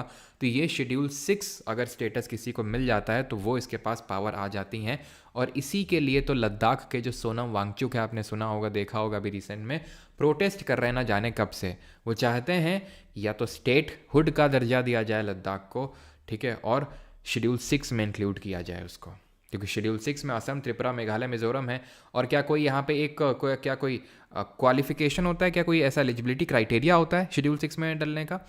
तो ये होता है कि जहाँ पर ट्राइबल पॉपुलेशन बहुत ज़्यादा है, एटलीस्ट 50% से ज़्यादा है, तो वहाँ पर उसको शेड्यूल 6 में डाल दिया जाता है, जैसे असम, त्रिपुरा, मेघालय, मिजोरम। कोई मान लेते हैं स्टेट है, ठीक है, और स्टेट का कोई छोटा सा हिस्सा है, उसको प्रेसिडेंट क्या करते हैं, प्रेसिडेंट क्या कर सकते हैं, गवर्नर के एडवाइस पे president can declare any area as scheduled area, SA in short लिख रहा हूं, आफ्टर कंसल्टिंग गवर्नर। तो अगर प्रेसिडेंट को लगता है या फिर कहीं पे मांग उठती है कि किसी स्टेट के किसी छोटे से पार्ट में उन लोगों को, कुछ लोगों को ऑटोनॉमी देने की नीड है टू अ सर्टेन डिग्री, तो वहाँ पर उस एरिया को शेड्यूल 5 के कैटेगरी में रख दिया जाता है। जैसे कि अगर हम बात करें करेंटली, आंध्र प्रदेश हो गया आपका, छत्तीसगढ़ हो गया, महाराष्ट्र हो गया, मध्य प्रदेश हो गया, ठीक है, गुजरात हो गया, हिमाचल प्रदेश हो गया, झारखंड हो गया, ठीक है, और राजस्थान हो गया, तेलंगाना हो गया। इन राज्यों में आपको देखने को मिलेंगे शेड्यूल्ड 5 एरियाज या फिर शेड्यूल्ड एरियाज। उतनी ऑटोनॉमी इनके पास नहीं होती है जितनी कि शेड्यूल 6 एरियाज वालों के पास होती है। अब यहाँ पे क्वेश्चन कैसे बनेगा, तो पहली बात तो ये ध्यान रखिएगा, यहाँ पर बात किसकी हो रही है, शेड्यूल्ड एरिया की। यहाँ किसकी बात हो रही है, ट्राइबल एरिया की। और यहाँ पर आपके स्पेसिफिकली 4 स्टेट्स मेंशन्ड हैं। वो 4 स्टेट्स आपसे पूछ लेगा इस तरह से कि इनमें से कौन सा स्टेट नहीं है या फिर है। जनरली वो क्या करता है, वो मणिपुर को ऑप्शन में रख देता है और आपसे पूछ लेता है कि इनमें से कौन सा नहीं है। तो आपको ऐसे ध्यान रखना है, ATM, ठीक है, ATM सबने सुना होगा, ATM जिससे हम पैसे निकालते हैं, और ATM that is money. ATM money आप ऐसे याद कर सकते हैं, ATM से मनी निकालते हैं तो ऐसे याद कर सकते हो ATM मनी।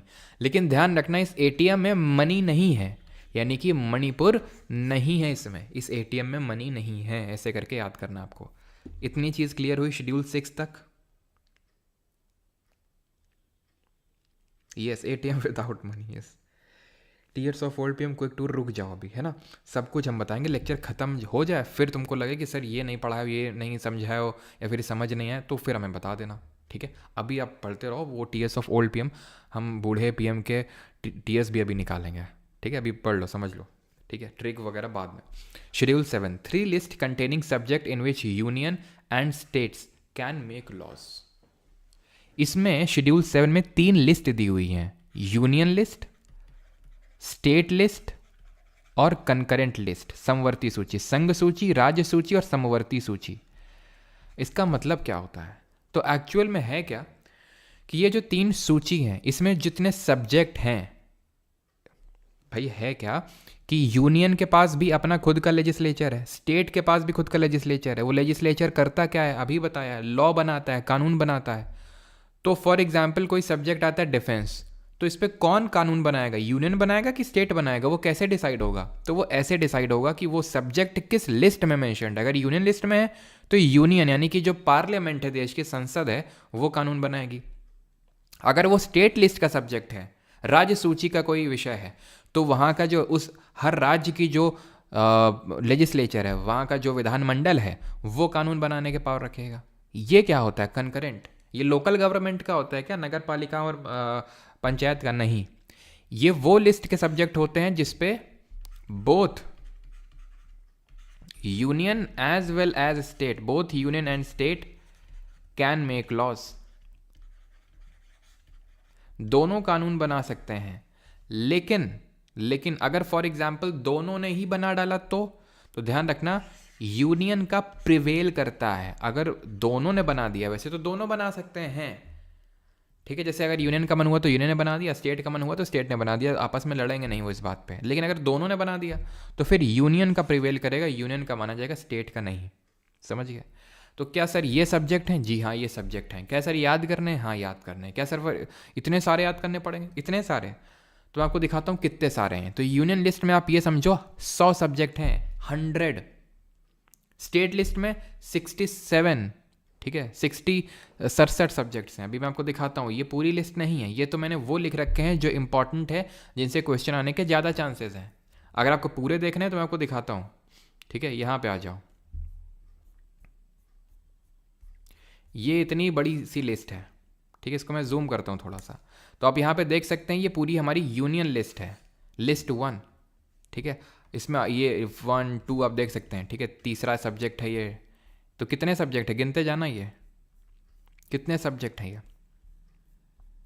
ये आपको दिखेंगे 97 सब्जेक्ट। ये ओरिजिनली 97 थे, ओरिजिनली जब संविधान बना था। अभी क्या है, अभी इसमें 100 सब्जेक्ट हैं, 100 सब्जेक्ट हैं, क्योंकि कुछ अमेंडमेंट से कुछ सब्जेक्ट को इधर से उधर डाला गया है। स्टेट लिस्ट पे भी आ जाओ। स्टेट लिस्ट में गिनना कितने हैं, तो स्टेट लिस्ट में है टोटल 66 सब्जेक्ट। लेकिन इसमें अभी कम हो गए हैं, ठीक है, यूनियन में बढ़ गए हैं 3 और इसमें कम हो गए हैं। कॉन्करेंट में अगर बात करेंगे समवर्ती सूची में, तो इसमें भी कम हो गए हैं। कितने अभी, मतलब 47 थे, अभी 45 हैं, ठीक है। तो 47 ओरिजिनली थे, तो ओरिजिनली यूनियन में थे कितने थे, 97 थे, ठीक है। और इसमें कितने थे, स्टेट में 67 और इसमें 47, ठीक है। 67 ही थे ना इसमें, 67 ही थे ना इसमें, सॉरी 66, ठीक है। तो 66 ध्यान रखना, 66 सब्जेक्ट थे ओरिजिनली अगर बात करें तो, ठीक है। तो 97, 66 और 47 ऐसे याद कर लो, 97, ठीक है, 67 और 47, बस ध्यान रखना 67 ना हो के वो 66 है। तो इतने सारे हैं, तो क्या सर सारे हम याद कर पाएंगे? वो तो आप कर नहीं पाएंगे, ऑब्वियस सी बात है, इतने सारे किसी को याद नहीं हो सकते हैं। तो फिर अगर क्वेश्चन पूछेगा तो हम फिर करेंगे कैसे? तो देखो, यूनियन लिस्ट में वो सब्जेक्ट होंगे जिनका लेना देना हमारे पूरे देश से होगा। जैसे डिफेंस की जब हम बात करते हैं तो डिफेंस आप खुद ही सोचिए, ये स्टेट को दिया जाएगा क्या? हाँ, यूपी अपना डिफेंस का अलग बना रहा है और वो बना रहा है, तो जब पूरे कंट्री के डिफेंस की बात आएगी तो ऑब्वियस बात है वो केंद्र सरकार को दिया जाएगा।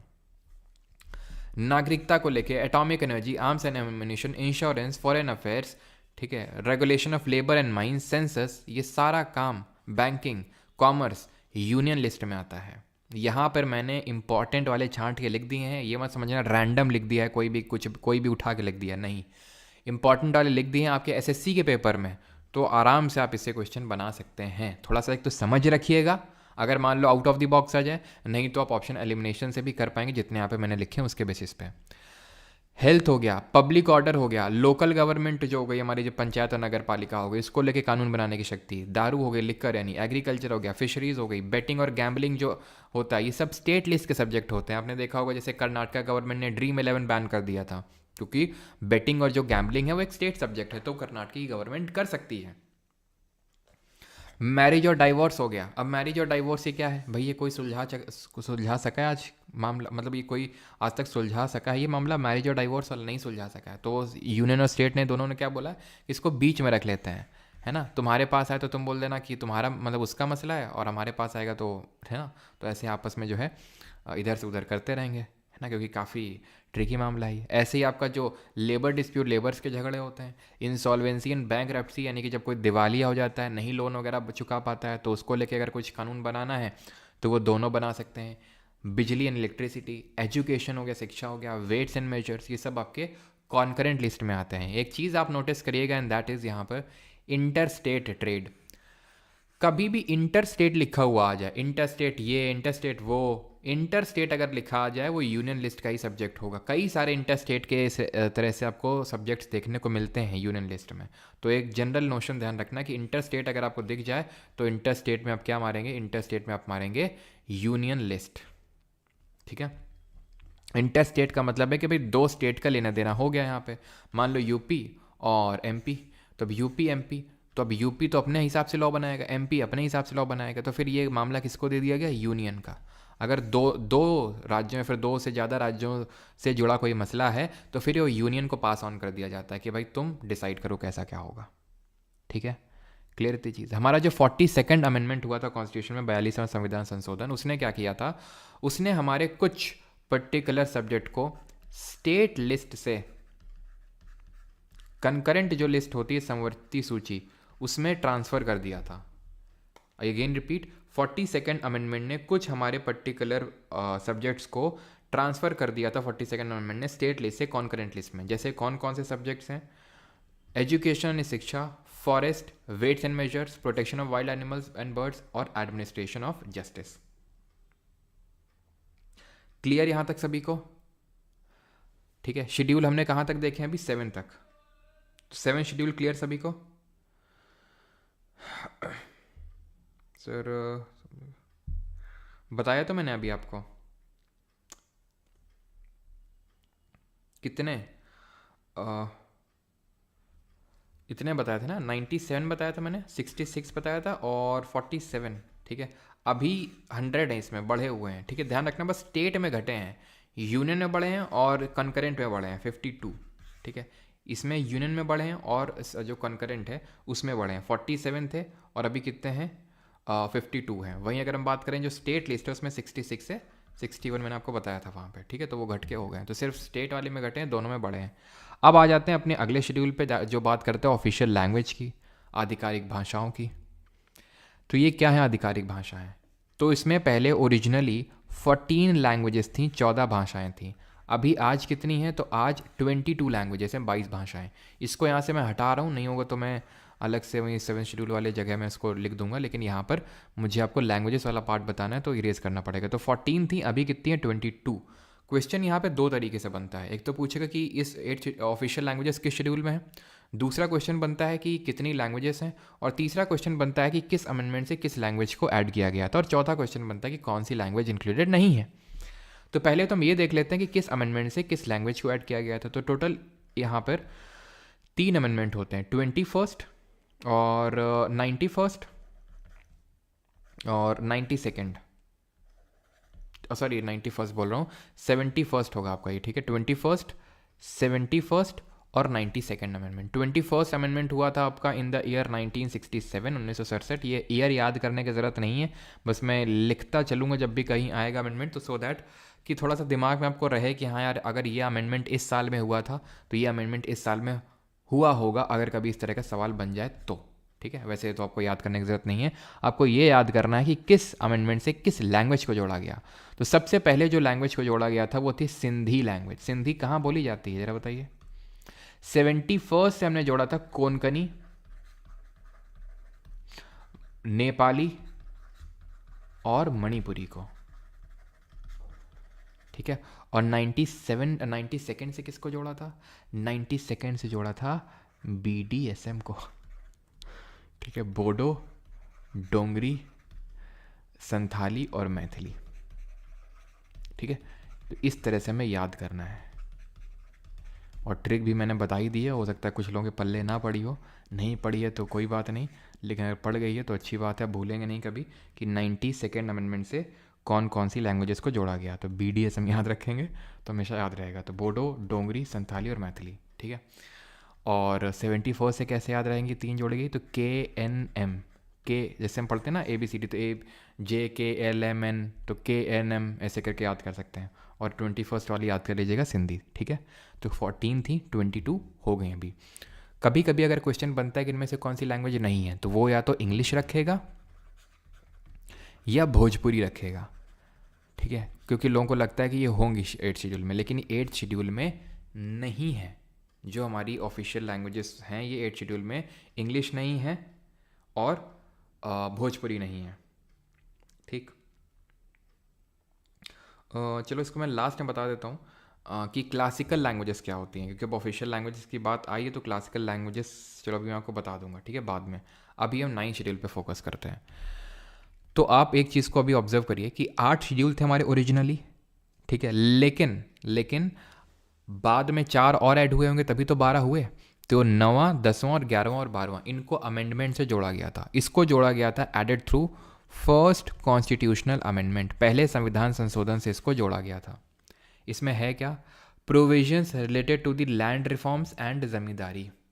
और इसमें एक प्रोविज़न और ऐड किया गया था पार्लियामेंट के द्वारा कि इस पर्टिकुलर शेड्यूल में, अनुसूची में अगर हम कुछ भी डाल देंगे, हम या स्टेट का लेजिस्लेचर, तो इसको जुडिशरी रिव्यू नहीं कर सकती है, न्यायपालिका इसकी समीक्षा नहीं कर सकती है। क्यों डाला होगा इसको? क्योंकि उस समय क्या होता था कि हम जब आज़ाद हुए थे, ठीक है, फर्स्ट कॉन्स्टिट्यूशनल अमेंडमेंट कब हुआ था? 1951 में। तो जब आज़ाद हुए थे 1947 में, तो उससे पहले ज़मींदारी प्रथा चलती थी। तो ज़मींदार के पास एक ज़मींदार के पास ना जाने कितनी ज़मीन होती थी, बहुत ज़्यादा ज़मीन होती थी, और कुछ हमारे लैंडलेस लेबरर्स होते थे। तो सरकार ने क्या डिसाइड किया कि इसको हम क्या करेंगे, इक्वली डिस्ट्रीब्यूट करेंगे इस लैंड को, ठीक है। एक लिमिटेशन लगाएंगे, कैपिंग लगाएंगे कि कितनी प्रॉपर्टी कोई होल्ड कर सकता है, क्योंकि राइट टू प्रॉपर्टी उस समय एक मौलिक अधिकार होता था। तो लोग न्यायपालिका चले जाते थे, तो फिर क्या करना पड़ता था, ये सब मामला गड़बड़ा जाता था, क्योंकि सरकार ये करना चाह रही है कि लोगों की ज़मीन अगर बहुत ज़्यादा है तो उनसे ज़मीन छीन के जिनके पास नहीं उनको देना चाह रही है, ठीक है, रॉबिनहुड टाइप काम। लेकिन राइट टू प्रॉपर्टी क्योंकि उस समय फंडामेंटल राइट होता था, तो वो लोग चले जाते थे जुडिशरी के पास, और जुडिशरी को न्याय देना पड़ता था, क्योंकि हर कोई कॉन्स्टिट्यूशन के हिसाब से ही चलेगा, ठीक है, संविधान के हिसाब से चलेगा। तो इसलिए उसने बोला कि अगर इसमें हमने कुछ चीज़ रख दी तो उसको रिव्यू नहीं कर सकते हो आप। लेकिन इस पर्टिकुलर प्रोविज़न को कि जुडिशरी रिव्यू नहीं कर सकती है, जुडिशरी ने खुद बोला कि ये ऐसा नहीं संभव है, हम रिव्यू कर सकते हैं।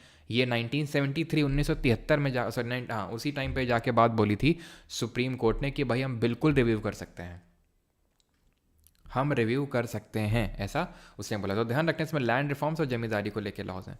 शेड्यूल 10, इसको हमने जोड़ा था 52nd अमेंडमेंट ऑफ 1985, 52वां जो संविधान संशोधन है उससे जोड़ा था। तो ये ध्यान रखिएगा कि किस अमेंडमेंट से जोड़ा था। इसमें क्या है, provisions relating to the disqualification of MPs and MLAs on the ground of defection, यानी दल बदल अगर कोई एमपी यानी कि सांसद और एमएलए यानी कि विधायक करता है, तो उसका क्या हो जाएगा, निष्कासन हो जाएगा, उसको डिस्क्वालिफिकेशन हो जाएगा। ये है शेड्यूल 10 में। यानी इससे पहले अगर कोई दल बदल करता था तो क्या उसको डिस्क्वालीफाई नहीं किया जाता था? नहीं किया जाता था। इसके बारे में डिटेल में कि किस किस केस में डिफेक्शन लगता है, ठीक है, दल बदल विरोधी कानून, और किस केस में नहीं लगता है, वो पार्लियामेंट चैप्टर में हम डिटेल में पढ़ेंगे। अभी क्या पढ़ना है, ये शेड्यूल 10 में डिफेक्शन के बारे में दिया हुआ है, वो भी मैं आपको ट्रिक से बताऊंगा कैसे क्या याद करना है। 52nd अमेंडमेंट से शेड्यूल 10 को जोड़ा गया है, बस बात खत्म। सिर्फ अभी दो चीज़ें याद करनी, किस अमेंडमेंट से जोड़ा गया इसको और क्या दिया हुआ है इसमें। कि कोई अगर एक पार्टी छोड़ के दूसरी पार्टी में जाता है तो उसी को दल बदल विरोधी कानून उसके खिलाफ लगता है और उसको डिस्क्वालीफाई कर दिया जाता है।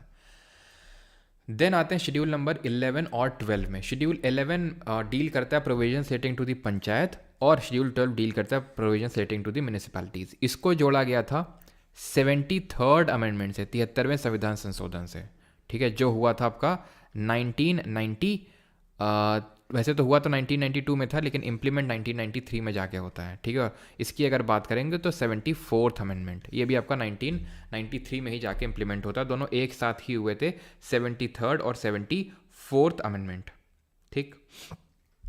अब ये जो पंचायत है, तो इसको लेके प्रोविजंस दिए हैं। आपसे अगर कभी पूछे कि कितने फंक्शनल मैटर्स दिए हैं, तो 29 फंक्शनल मैटर्स दिए हैं, यानी कि वो मैटर्स, ठीक है, वो मैटर्स जिस पे कि पंचायत उन पर्टिकुलर मैटर्स पे काम करेगी, वो मैटर्स दिए हुए हैं। म्यूनिसिपैलिटी में अगर बात करेंगे तो 18 फंक्शनल मैटर्स दिए हुए हैं, 18, ठीक है। अब ये देख लेते हैं कि इसको बताओ, ट्रिक बता दें क्या? अगर ज़रूरत ना हो तो फिर ना बताएं, अगर आप लोग ऐसे याद कर लोगे तो। जो 12 शेड्यूल्स हैं उससे आपसे क्वेश्चन पूछा जाता है कि किस शेड्यूल में क्या दिया हुआ है।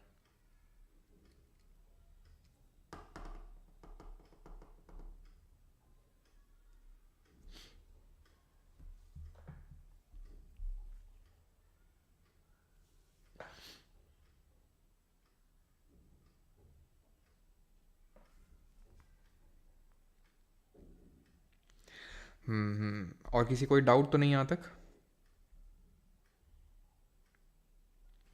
TS panchayat 29, IR Coelho case, वो सब बताएंगे, आईआर कोयलो केस, ठीक है।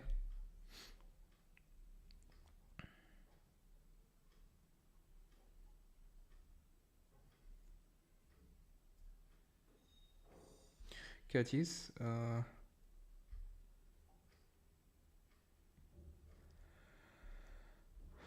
दोनों का सेम ही है, ठीक है, दोनों का सेम ही है।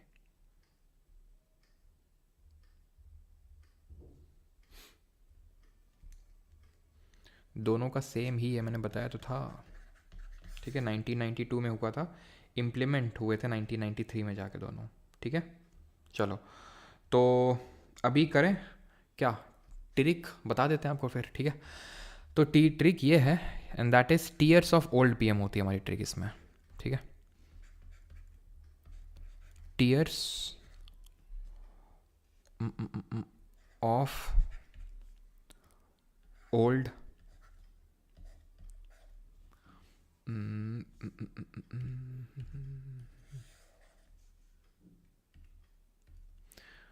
टीयर्स ऑफ ओल्ड पीएम, ठीक है। ये ट्रिक होती है शेड्यूल्स को याद करने के लिए। टी से हो जाता है आपका टेरिटरी, ठीक है, अभी मैं लिख देता हूँ फिर समझा भी दूंगा, ठीक है। टेरिटरी, किसकी टेरिटरी?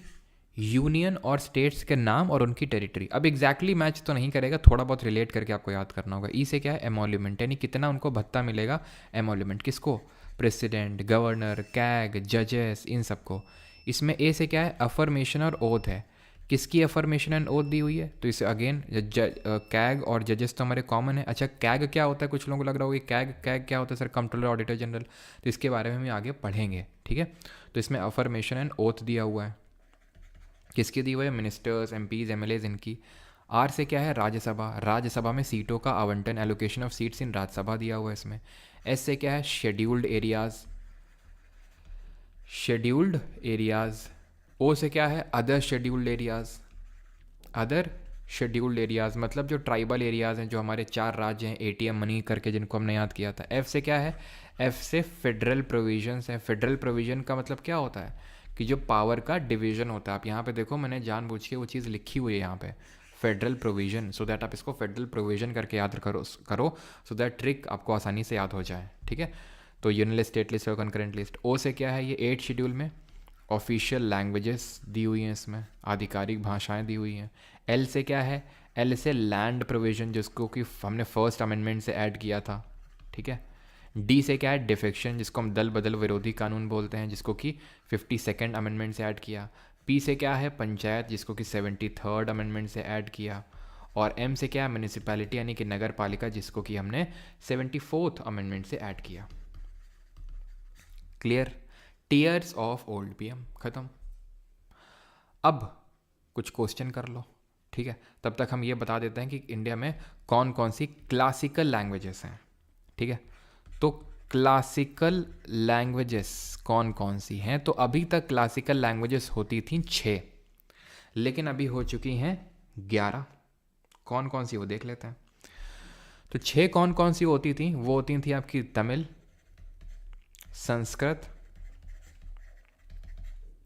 तेलुगु, कन्नड़, मलयालम, ठीक है, और ओडिया। तो मैं आसानी से याद करवा देता था कि भाई इसको ऐसे याद कर लो, तू शुरू तो कर। मैंने ऐसे याद किया था, बाकी अगर आपको जैसे याद करना हो, ठीक है। मैंने जब पढ़ा था तो मैंने ऐसे याद कर लिया था, तू शुरू तो कर, ठीक है। तू शुरू तो कर, मैं आर्या, ठीक है। तो आर्या से क्या हो जाएगा? ओडिया। मैं से मलयालम, कर से कन्नड़, तो से तेलुगु, शुरू से संस्कृत और तू से तमिल। लेकिन अभी क्या है कि 5 नई क्लासिकल लैंग्वेजेस जो है हमारी आ चुकी हैं, ठीक है। 5 न्यू क्लासिकल लैंग्वेजेस, अभी रिसेंट का ही, ठीक है, आपका पिछले महीने का ही न्यूज़ है, अक्टूबर का, जहाँ पे 5 नई भाषाओं को क्लासिकल लैंग्वेज का स्टेटस मिला है। कौन सी हैं 5 न्यू लैंग्वेजेस? तो ये है आपकी पाली, प्राकृत, मराठी, असमीज़ और बंगाली, ठीक है। तो ये 5 हमारी जो नई क्लासिकल लैंग्वेजेस हो चुकी हैं, मतलब नई हैं, तो यानी इसका मतलब है टोटल कितनी हुई अभी? टोटल 11 लैंग्वेजेस हो जाएंगी आपकी, ठीक है। टोटल 11 लैंग्वेजेस हो जाएंगी, ठीक है। 6 पहले थी, 5 नई ऐड हुई हैं। क्वेश्चन करेंगे जल्दी से। Which of the following is not a characteristic feature of the Indian federalism, इनमें से कौन सा कैरेक्टरिस्टिक नहीं है किसका, इंडियन फेडरलिज्म का। तो सही आंसर क्या होगा, ऑप्शन है आपके। ये क्वेश्चन आपका पूछा गया है या मतलब आपके CDS और CAPF के क्वेश्चन हैं, अभी हम SSC वाले भी करेंगे।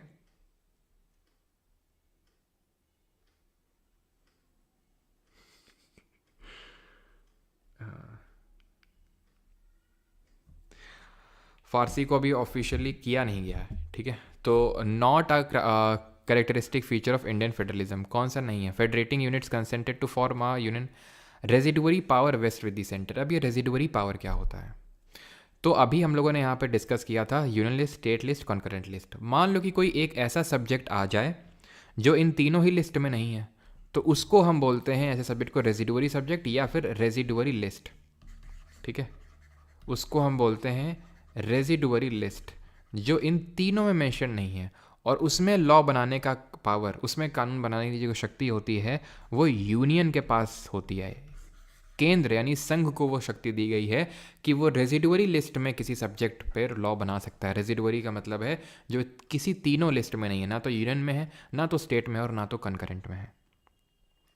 अगर आप याद करना चाहते हैं तो कर लीजिए, वैसे तो जब सोर्सेज ऑफ कॉन्स्टिट्यूशन को मैं समराइज़ करूंगा तो वहाँ पे इस चीज़ को ट्रिक के साथ बताऊंगा मैं आपको कि कॉन्करेंट लिस्ट को हमने ऑस्ट्रेलिया के कॉन्स्टिट्यूशन से लिया है। याद करना चाहते तो ठीक है, हो जाए तो ठीक है, नहीं तो कोई बात नहीं है, ठीक है, क्लियर।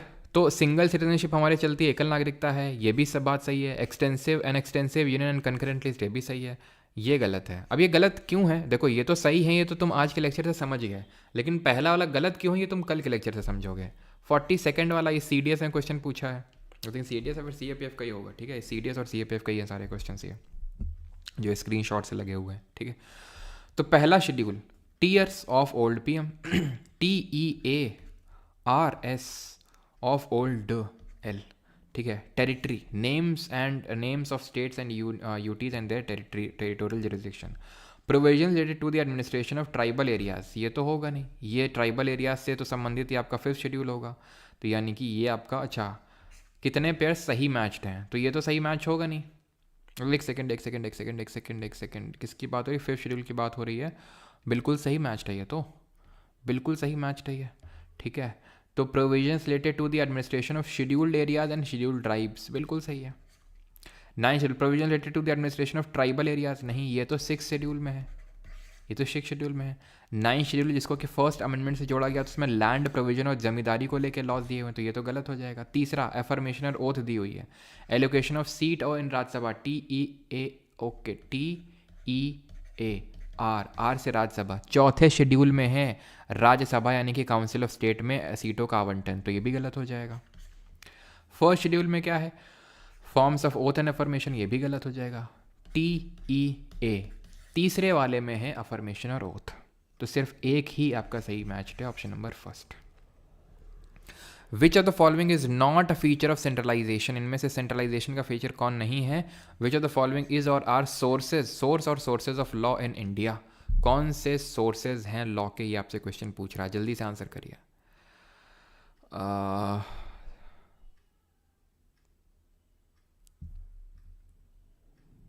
कहाँ पे,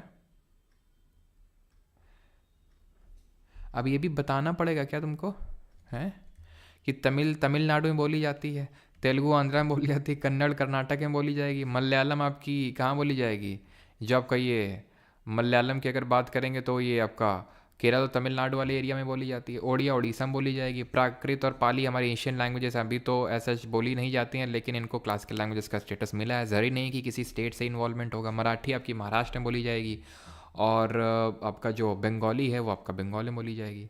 इसमें अब क्या स्टेट बताने की ज़रूरत है, और स्टेट आपसे पूछेगा भी नहीं आज सच वो, ठीक है। चलो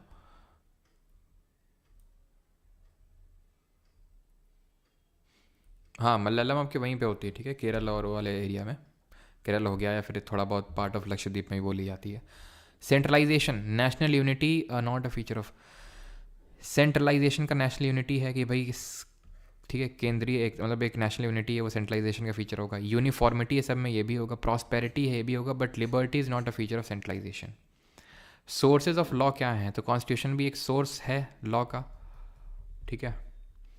जो कस्टमरी लॉ चलते हैं, केस लॉ चलते हैं, स्टैट्यूट चलते हैं, ये सारे सोर्सेज होते हैं कानून के। अब ये मत समझना कि सिर्फ कॉन्स्टिट्यूशन ही होता है, क्योंकि आपने देखा होगा कि अभी भी हमारे देश में ऐसा नहीं है कि यूसीसी लागू हो गया, यूनिफॉर्म सिविल कोड अभी तक लागू नहीं हुआ है हमारे देश में कि हर किसी, चाहे वो मेल हो, चाहे फीमेल हो, चाहे हिंदू हो, चाहे मुस्लिम हो, सबके लिए एक ही लॉ एग्जिस्ट करेगा। अभी तक ये नहीं है, ठीक है। ट्रिपल तलाक मतलब ख़त्म हो गया, उसका मतलब ये नहीं है कि सारा कुछ, मतलब मुस्लिम धर्म में कुछ शरिया के हिसाब से नहीं होता है, और हिंदू कोड ऑफ जो लॉज हैं कस्टमरी लॉ, उनके हिसाब से हमारी जुडिशरी इंटरप्रेट नहीं करती है, उनको भी इंटरप्रेट करती है हमारी जुडिशरी। जो कस्टमरी लॉ होते हैं, केस लॉ होते हैं, स्टैट्यूट्स होते हैं, तो इसलिए सारे ही सोर्सेज ऑफ लॉ होंगे। तो ऑप्शन नंबर डी। अब ये है हमारे जो 7 शेड्यूल से जो कुछ क्वेश्चन बनते हैं, दैट इज़ कि कौन सा यूनियन लिस्ट का सब्जेक्ट है, कौन स्टेट लिस्ट का। ये आपका क्वेश्चन है CAPF का, I think if not wrong CAPF 2019 का क्वेश्चन है ये, और ये भी आपका CAPF का ही है आई थिंक, ठीक है। State list, public health and sanitation, तो ये बहुत ही लोकल लेवल की चीज़ है। हेल्थ सैनिटेशन हो गया, पुलिस हो गया, ठीक है, आपका जो बेटिंग एंड गैम्बलिंग हो गया, ये सब स्टेट लिस्ट के सब्जेक्ट हैं, तो पहला सही है। नागरिकता वगैरह सब यूनियन लिस्ट के सब्जेक्ट हैं। अगर पहला और दूसरा है तो अपने आप ऑप्शन नंबर बी सही आंसर होगा, सिंपल, क्योंकि ऐसा कोई ऑप्शन है ही नहीं जिसमें कि 1 2 ही सिर्फ अकेले हों। 1 2 के साथ 3 भी फ्री में मिल रहा है, तो उसको भी लपेटे में ले लो, क्योंकि ये तो अभी हम पढ़ ही के आ रहे हैं कि हेल्थ सैनिटेशन स्टेट लिस्ट में और सिटीजनशिप। तो वही मैंने बताया था कि अगर आप वो याद कर लोगे जो मैंने लिखे हैं, बड़े सोच समझ के मैंने लिखे हैं, ठीक है, ऐसे रैंडम कोई नहीं चिपका दिए हैं, तो आपका बहुत हाई चांसेस हो जाएंगे। ये तो फिर भी आपका CUPSC CAPF का क्वेश्चन है, SSC में भी काफ़ी हाई चांसेस है कि आराम से आपका बन जाएगा। Criminal law is exclusively a subject under the state list of the constitution of India. Code of civil procedure falls under the concurrent list of the constitution of India. ये वहाँ पे नहीं लिखे थे, मैं एग्री करता हूँ, ठीक है, थोड़ा सा टफर साइड में, लेकिन अगर कोड ऑफ सिविल प्रोसीजर आपका कंकरेंट लिस्ट में आएगा तो क्रिमिनल लॉ भी कंकरेंट लिस्ट में आएगा, एंड वाइस वर्सा। अगर क्रिमिनल लॉ स्टेट लिस्ट में आएगा तो कोड ऑफ सिविल प्रोसीजर भी स्टेट लिस्ट में आएगा। ट्रू यहाँ पे ये है कि कोड ऑफ सिविल प्रोसीजर जो है आपका कंकरेंट लिस्ट में आता है, और क्रिमिनल लॉ भी आपका कॉन्करेंट लिस्ट यानी कि समवर्ती सूची में ही आएगा। दैट मीन्स कि यहाँ पर option number B 2 only will be the correct answer. अब हम यहाँ पे क्या करेंगे, क्वेश्चंस करेंगे जो SSC ने आपके पूछे हैं। करिए पहला क्वेश्चन, ये आपका CHSL का क्वेश्चन है 2024 का। मैंने आपसे बोला था कि यहाँ पर स्टेटमेंट बेस्ड क्वेश्चन पूछता है आपसे। छठ पूजा छुट्टी, छठ आज से शुरू है ना, क्यों छठ आज से शुरू है ना, और घाट घेरा है क्यों। जो बिहार से हैं भैया, घाट वाट घेर लेना, क्लास व्लास तो होती रहेगी ऐसा ना हो कि घर में पिटाई पड़ गई। ले मॉरिस जोन्स सही आंसर है, केसी वेरे गलत आंसर है। क्यों? क्योंकि केसी वेरे ने बोला था क्या, क्वाजाई फेडरल, ठीक है। ग्रैनविल ऑस्टिन ने बोला था कोऑपरेटिव फेडरलिज्म। अगला है second, the constitution of India is a sovereign socialist secular democratic republic with a dash system of government. कैसी सिस्टम ऑफ गवर्नमेंट है यहाँ पे?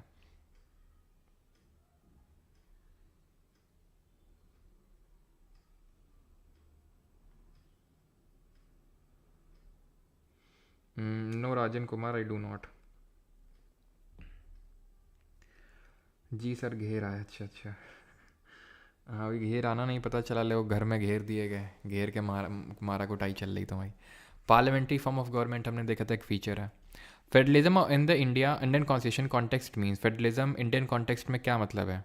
Existence of more than one level of government in the country, existence of only one level, existence of states in the country, state existence of one nation. तो definition लिखी थी वहाँ पे मैंने, इसी दिन के लिए नहीं लिखी थी कि तुम गलत आंसर दोगे इसका। CHSL 2024 में क्वेश्चन पूछा गया है। Option number A, which of the following is not a feature of constitution of India. इनमें से कौन सा भारतीय संविधान का फीचर नहीं है? Universal adult franchise, independent judiciary, dual citizenship, blend of rigidity and flexibility.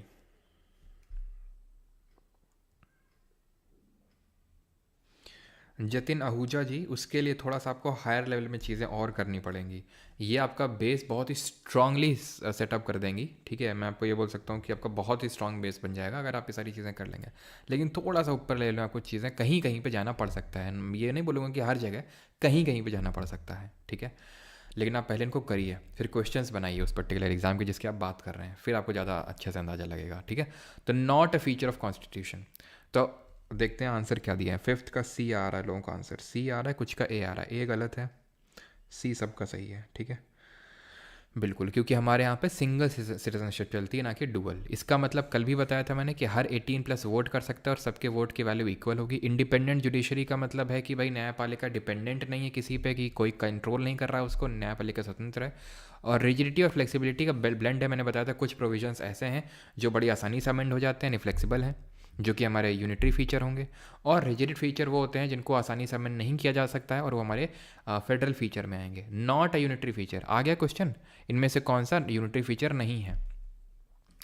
By cameral legislature, द्विसदनीय विधानमंडल, दोनों सदनों का मतलब मंडल अलग अलग है, लोकसभा भी है, राज्यसभा भी है। तो भाई फेडरल फीचर है ये, ठीक है। तो यही यूनिटरी फीचर नहीं है। इंटीग्रेटेड जुडिशरी है, ये कैसा यूनिटरी फीचर है। एक ही एकल नागरिकता यूनिटरी फीचर है। अपॉइंटमेंट कर रहा है गवर्नर, यूनिटरी फीचर है। All India services unitary feature है। एमरजेंसी प्रोविजंस यूनिटरी फीचर है। Flexibility of constitution unitary feature है। सिंगल कॉन्स्टिट्यूशन यूनिटरी फीचर है। रिटन कॉन्स्टिट्यूशन फेडरल फीचर है। नाइन्थ, नॉट फेडरल फीचर, कौन सा फेडरल फीचर नहीं है इस पर बताइए। वॉइस प्रॉब्लम, ये एक तो लोग क्यों कमेंट करते रहते हैं यार, ये वॉइस प्रॉब्लम, मतलब इतने लोग देख रहे हैं, उसमें से अगर एक दो लोग कमेंट कर रहे हैं तो इसका मतलब है कि कुछ दिक्कत फिर आप ही लोगों के साइड से, या फिर अगर मेरे साइड से तो बताइए। नहीं राजन भाई, नहीं चाहिए हिंदी नोट्स मेकर, हैं हमारे पास। Not a federal feature of the Indian constitution, तो फेडरल फीचर नहीं है, मतलब यूनिटरी फीचर कौन सा है? डुअल गवर्नमेंट फेडरल है, डिवीजन ऑफ पावर फेडरल है, ऑल इंडिया सर्विसेज यूनिटरी है, लिखित संविधान है वो भी फेडरल है। क्वाजाई फेडरल किसने बोला था? पेली ने, मिर्डल ने, डाइसी ने, फिर वेरे ने बोला था। The establishment of UPSC, state PSC and joint PSC fall under which of the following feature of the constitution of India? किस फीचर में आएंगे? UPSC, state PSC fundamental right होते हैं, पार्लियामेंट्री गवर्नमेंट नहीं, फेडरलिज्म में आएंगे, ऑप्शन नंबर सी। सेकुलरिज्म और is a feature of the Indian constitution which mean CHSL 2024। Secularism का मतलब क्या होता है? अगेन डेफिनेशन इसीलिए नहीं लिखे थे, बुद्धा जी की फ़ोटो इसीलिए नहीं लगाए थे कि तुम ये क्वेश्चन गलत कर दो, हैं। मेहनत अगर लगती है तो उस मेहनत को साक्षर क्या बोलते होंगे उसको, मतलब ठीक है, उसको प्रोडक्टिव करके दिखाओ उस मेहनत को, है ना। The state promotes the religion of the major community, no. The state promotes the religion of minor community, no. ये हो सकता है आपको लगे यार सिमिलर और कंट्रास्टिंग ऑप्शन है, लेकिन ये नहीं होगा। आंसर इसका the state does not promote any religion, ठीक है। स्टेट किसी एक particular religion does not promote any particular religion, एक धर्म का प्रचार नहीं करता है वो। The word dash means a body of persons that looks, ये भी CHSL 2024 का, that looks after the implementation, यानी कि CHSL से अगर हम देखें तो इस चैप्टर से making of salient feature of constitution से काफ़ी क्वेश्चन आए। The word dash means a body of person that looks after the implementation of rules. तो इम्प्लीमेंटेशन कौन करवा रहा है रूल्स के? तो इम्प्लीमेंटेशन एग्जीक्यूटिव नहीं। 3 ऑर्गन्स ऑफ गवर्नमेंट पढ़ाए थे मैंने जिनमें स्ट्रिक्ट सेपरेशन ऑफ पावर नहीं है तो ध्यान रखिएगा।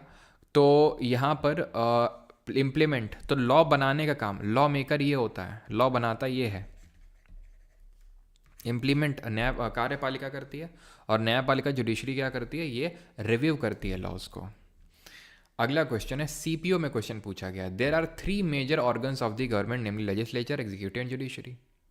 अब पहला वाला तो अगर हम देखें तो बिल्कुल ही यार ये तो सही होना ही होना है हर हाल में, यानी ऑप्शन नंबर डी को हटा दो, हटा दिया हमने। अब a separation of functions rather than powers is followed, ठीक है। All organs of government are independent, यानी कि हमारे जितने भी ऑर्गन्स हैं गवर्नमेंट के,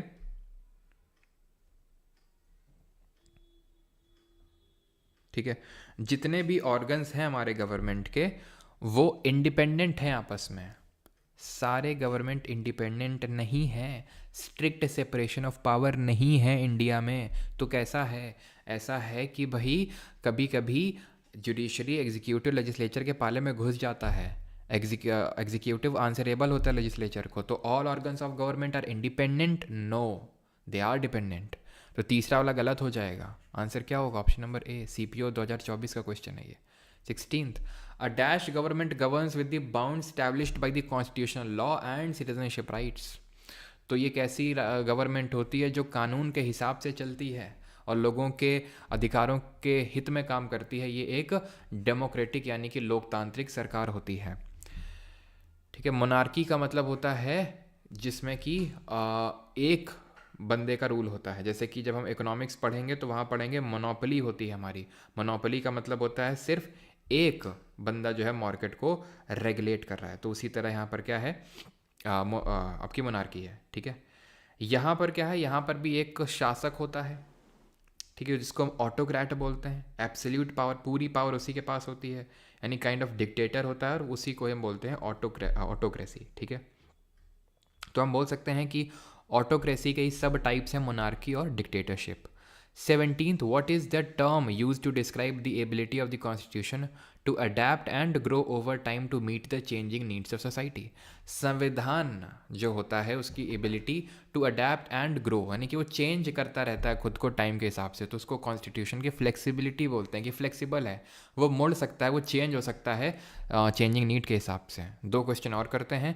not a federal feature, again not a federal feature, तो डुअल गवर्नमेंट जो हमारा फेडरल है, डिवीजन ऑफ पावर फेडरल है, ये हमारा फेडरल नहीं है, आई थिंक रिपीटेड है। आर्टिकल 1 अभी हमने पढ़ा नहीं है। Article of the constitution which states India that is Bharat shall be union of state mentions which of the following features. तो वैसे आंसर तो होगा इसमें कोऑपरेटिव फेडरलिज्म, जो कि ग्रैनुअल ऑस्टिन ने भी बोला था, लेकिन हम इसके बारे में कल पढ़ेंगे। और ये आखिरी क्वेश्चन ये आप कर सकते हैं। ठीक है, आपके लिए होमवर्क हैं 2-3 क्वेश्चन, बाकी यहाँ पे हमारा लेक्चर होता है ख़त्म। बाकी आपका बैच को पता है, ये आपकी जो क्लासेस है वो रिकॉर्डेड फॉर्म में चली जाती हैं। इसमें कंप्यूटर की भी क्लासेस आपको मिल जाएंगी बैच के अंदर ही। ठीक है, सारा कुछ है इसके अंदर, that is polity, geography, history, economics, science के तीनों subject, physics, chemistry, bio, environmental science भी इंक्लूडेड है, एंड कंप्यूटर भी, सारा कुछ है इस आपके बैच में। ऑलराइट, थैंक यू, धन्यवाद। और किसी का कोई डाउट होगा तो अभी पूछ लेगा। ठीक है,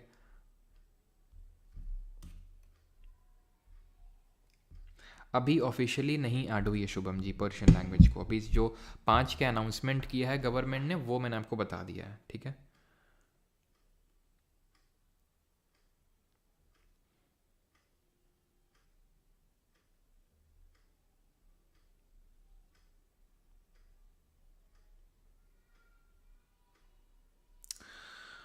किसी का कोई डाउट यहाँ तक आज के लेक्चर में? कल हम लोग करेंगे प्रियम्बल यानी कि प्रस्तावना, और पार्ट 1 और 2 ऑफ द कॉन्स्टिट्यूशन में।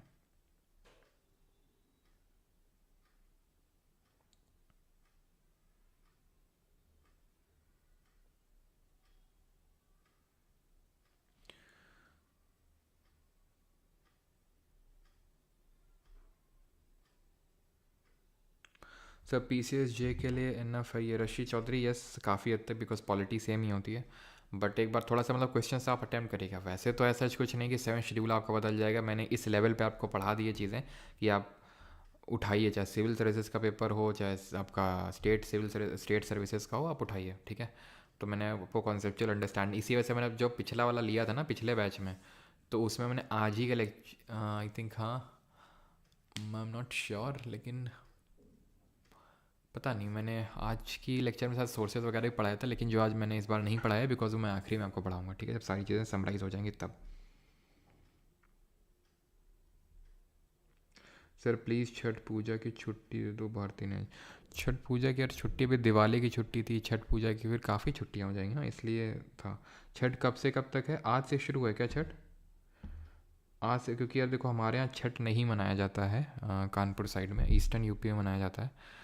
लेकिन इसलिए मुझे पता नहीं है कि छठ मतलब क्या, ऐसा सुबह से ही शुरू हो जाता है या फिर कैसा होता है? सुबह से आज शुरू हो गया है क्या?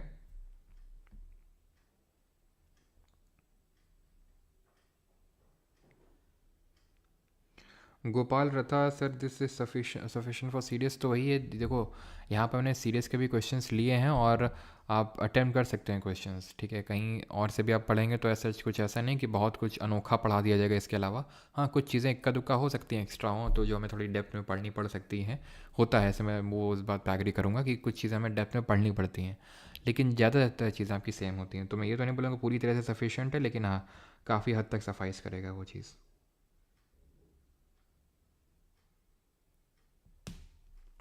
जो कोल रिज़र्व मैंने बताया था विकास सोनी जी, वो जो करंट मिनिस्ट्री ऑफ जो माइंस है उसके हिसाब से जो डेटा है उसके हिसाब से मैंने बताया है।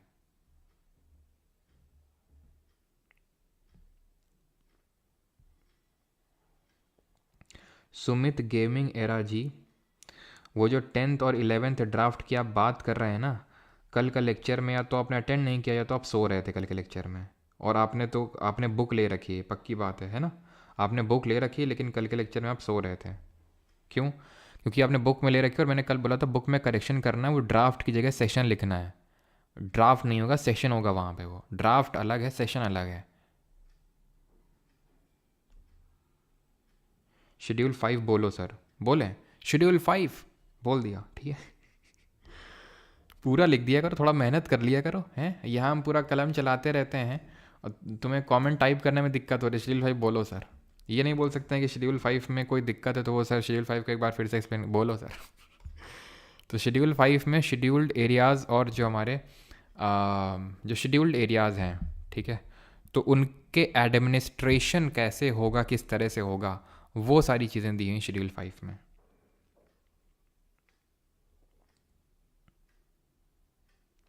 प्रिम्बल नहीं पढ़ाया, नहीं पढ़ाएंगे प्रिम्बल। आज पॉलिटी ख़त्म हो गई है और प्रिम्बल नहीं पढ़ेंगे, ठीक है। बस इतनी थी पॉलिटी। आज के बाद सब कोई पॉलिटी का लेक्चर नहीं होगा।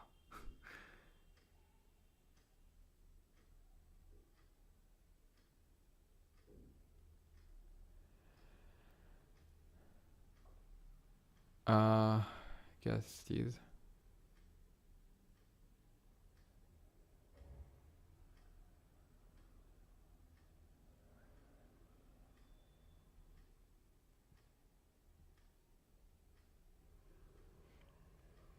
चलिए भाई, थैंक यू सभी को, और मिलते हैं कल के लेक्चर में सुबह 10 बजे 10 AM पे।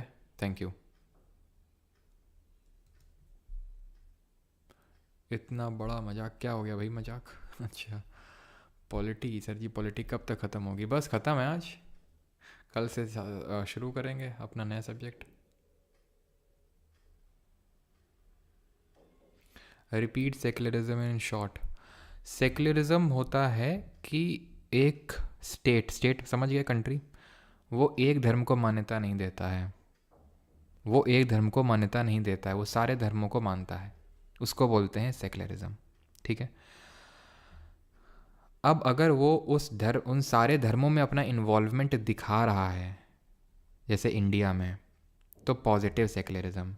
अगर नहीं दिखा रहा इन्वॉल्वमेंट, ठीक है, दिक्कत नहीं है स्टेट को, भाई जिसको जो धर्म करना है करे, हम में इन्वॉल्व नहीं करो, तो negative form of secularism USA में। ठीक, थैंक यू।